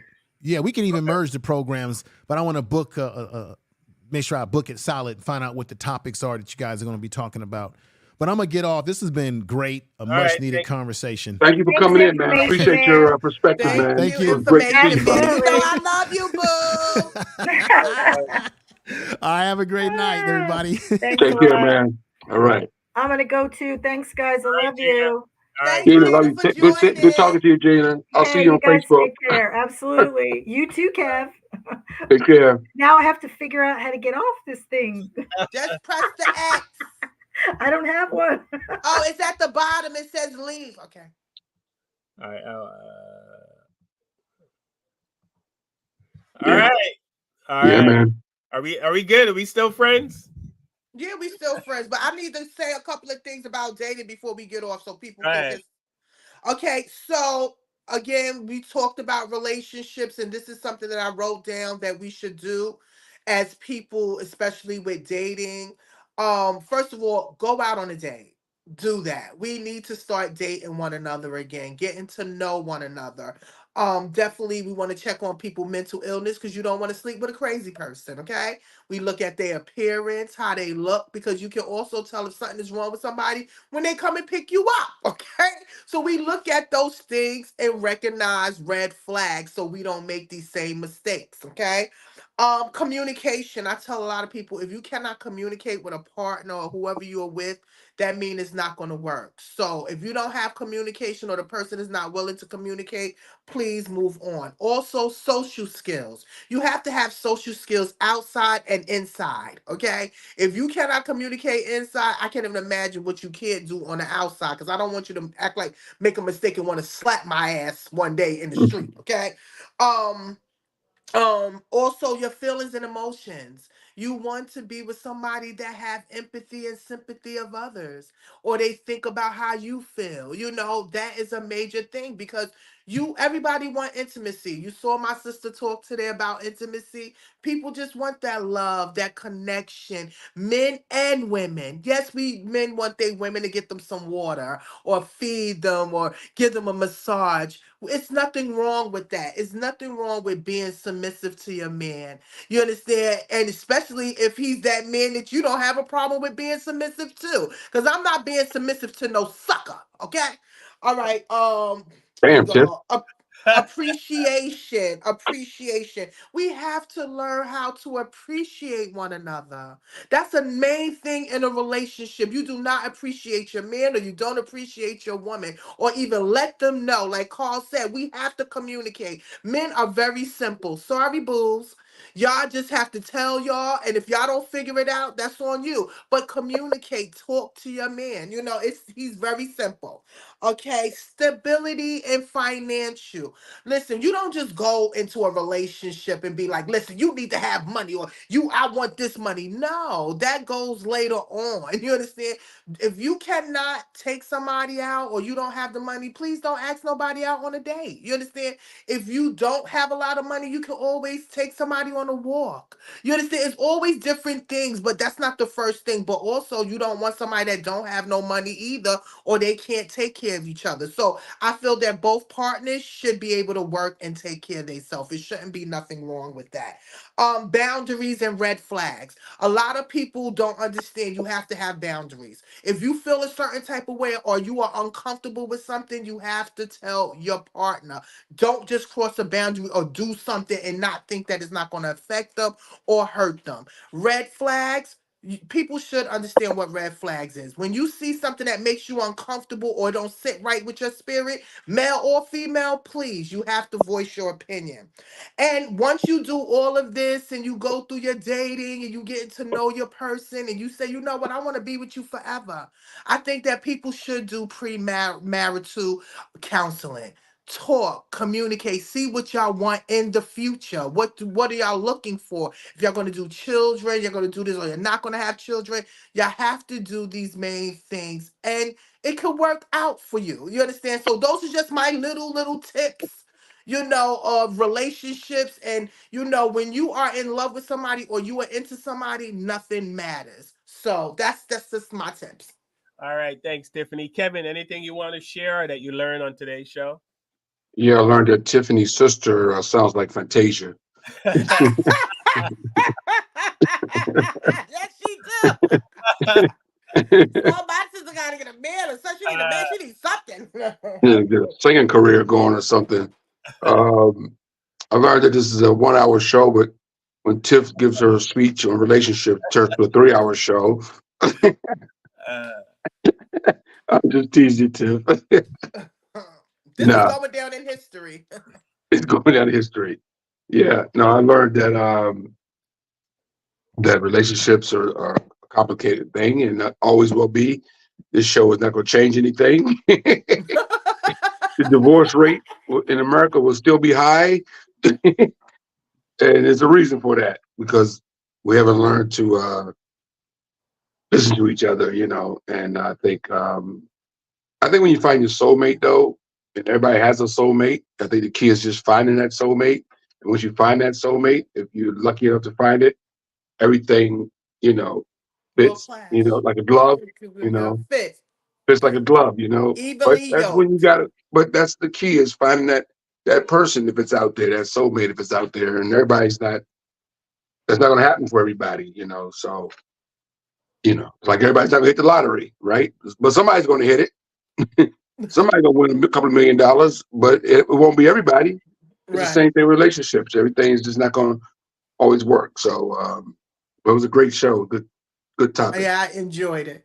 All right. I had lots of fun doing this show. I want to show this last video. I love you, Carl. Don't piss me off, Carl. I love you. Change, baby. Thank you, Bo. You're welcome. Here's some advice. I thought this was a very interesting video. 70% of divorces that happen over 40 are initiated by women. Okay, why is that? Now, I'm not trying to keep everybody married. I'm not trying to get everybody pregnant. I'm just asking people to think of their hormones.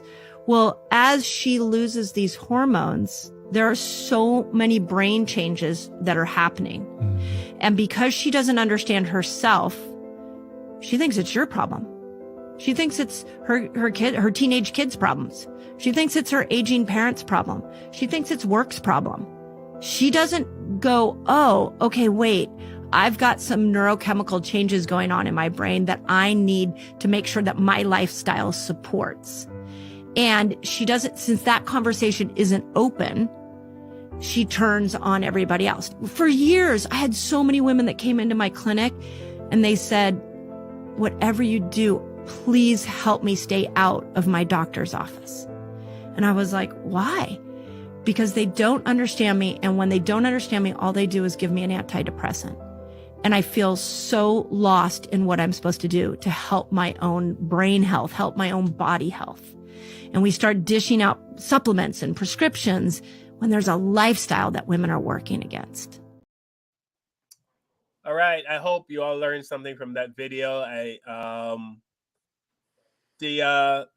The main thing in relationship is communication, talking to each other.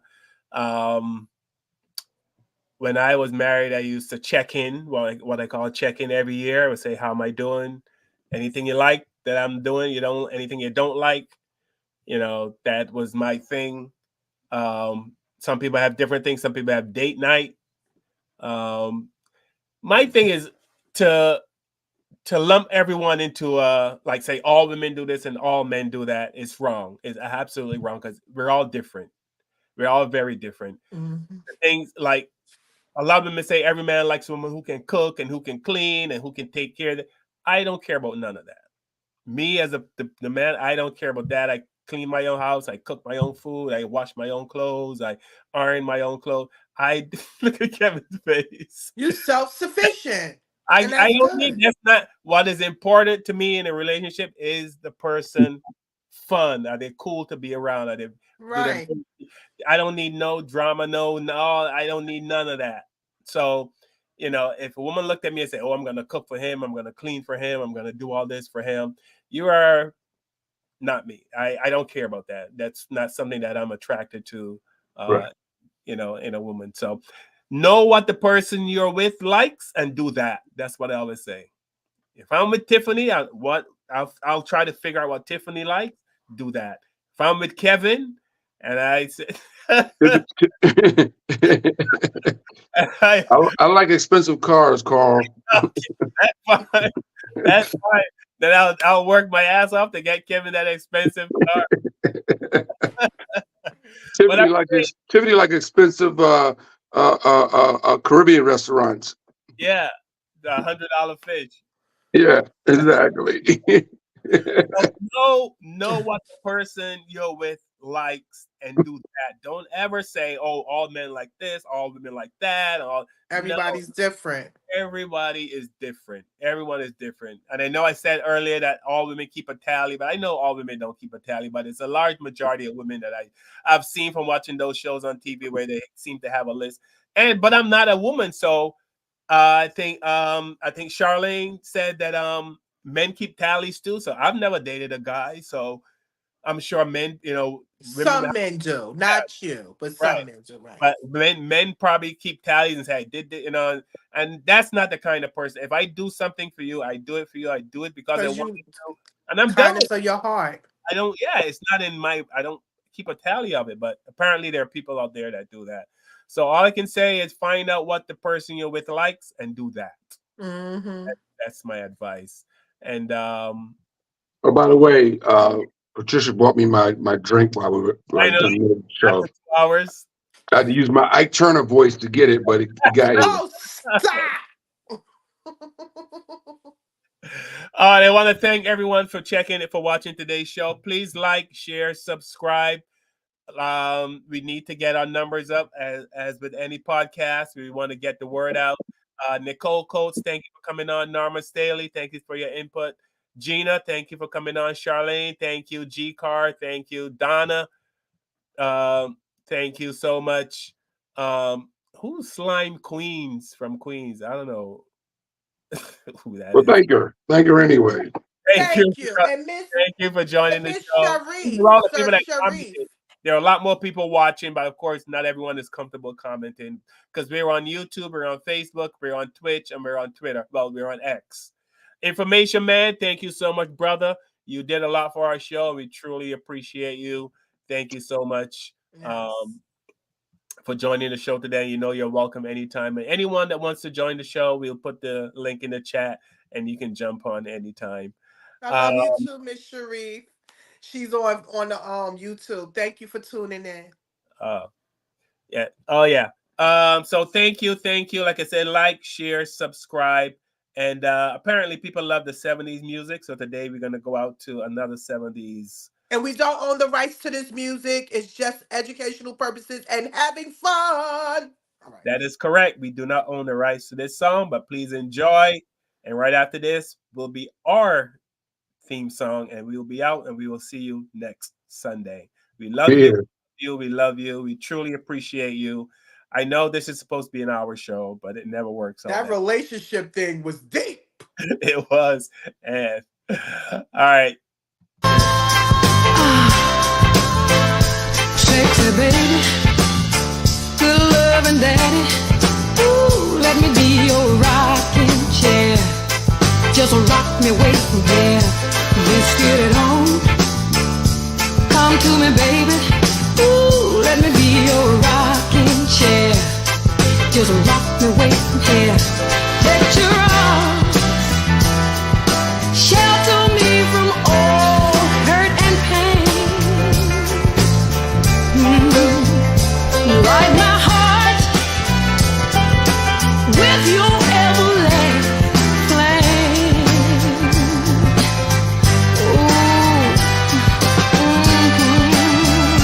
Sexy baby, good loving daddy. Ooh, let me be your rocking chair. Rock me away from here. You got me rocking in this. Yeah, so I had to blow the gusto vibes for that one. That's an old. That's old. Yeah, I love that song.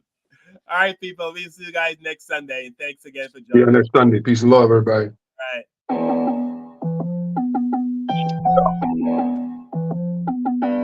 With the knowledge you gain, break away from the chains. We helping you grow, the Black Therapy Show.